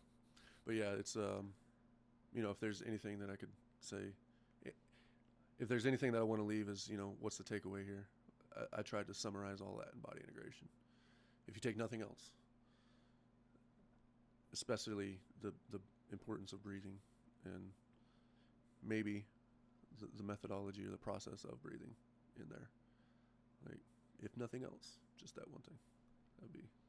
Yeah, I plan on cracking that thing open here. I'm gonna have plenty of downtime with these holidays, so I plan to crack that open and dig into it. And next time you're in town, maybe we'll come on and we can talk more about it. Sure. I'm gonna analyze all the Yeah, things. we can also try that remote video thing. Yeah, I'm definitely I got down to do that my own too. kind of equipment that's on point. So Yeah, do you have the ability to do that? Yeah. Yeah, maybe you can walk me through that so I can teach my buddy how we can do it. Because I'm definitely open to do that. Like, I don't know where this thing's gonna go. Right? I don't have the blueprint for this thing. I know what I want to achieve, but I don't know what roads or what exactly how to do it. Sure. You just got to start.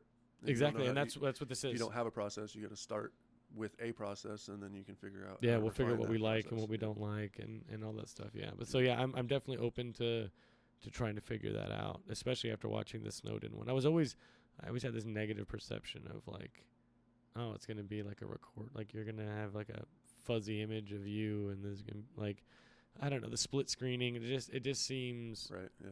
Like not your ideal situation, I think but it just depends on the quality of the raw audio and raw video. Definitely, and the editing too. Like if you can, make it a little more pleasing than just some plain here's 2 people. You know what I mean? I don't know. I'm not great at editing yet. The visual aesthetics. I've edited like 4 podcasts, so. Hey, but it's part of the process. You guys get to be go. on this journey with me because we are all on this journey together. Like you get to watch what it's like to record a podcast from episode 1, where it's not very good, or episode 2, where I don't press the right button on the camera and I don't get any video. Like I'm gonna release all of those things because that's what it was, and I don't. There's this weird feeling that like, oh well, that person, they're just really good at podcasting. Well, no, there's not. We just made up podcasting. It's not a thing. Yeah. It wasn't a thing before. Someone had to sit down and learn how to do the audio. Right. Someone decided, let me just record these conversations that I'm having. Yep. And that's it. That's as far. That's what podcasting is. We're just sitting here. We're talking about whatever. Like there's no. I don't know. I feel like people put things on pedestals. Like, oh, that's that's for other people. Why? Why can't you do it? Yeah, there's nobody determining that for you. So I hope that people feel that. Thank you so much for coming on and squeezing me into your very tight window today. Yeah, man. I look forward to talking again soon. Yeah, definitely. For cool. Sure. Bye, everybody.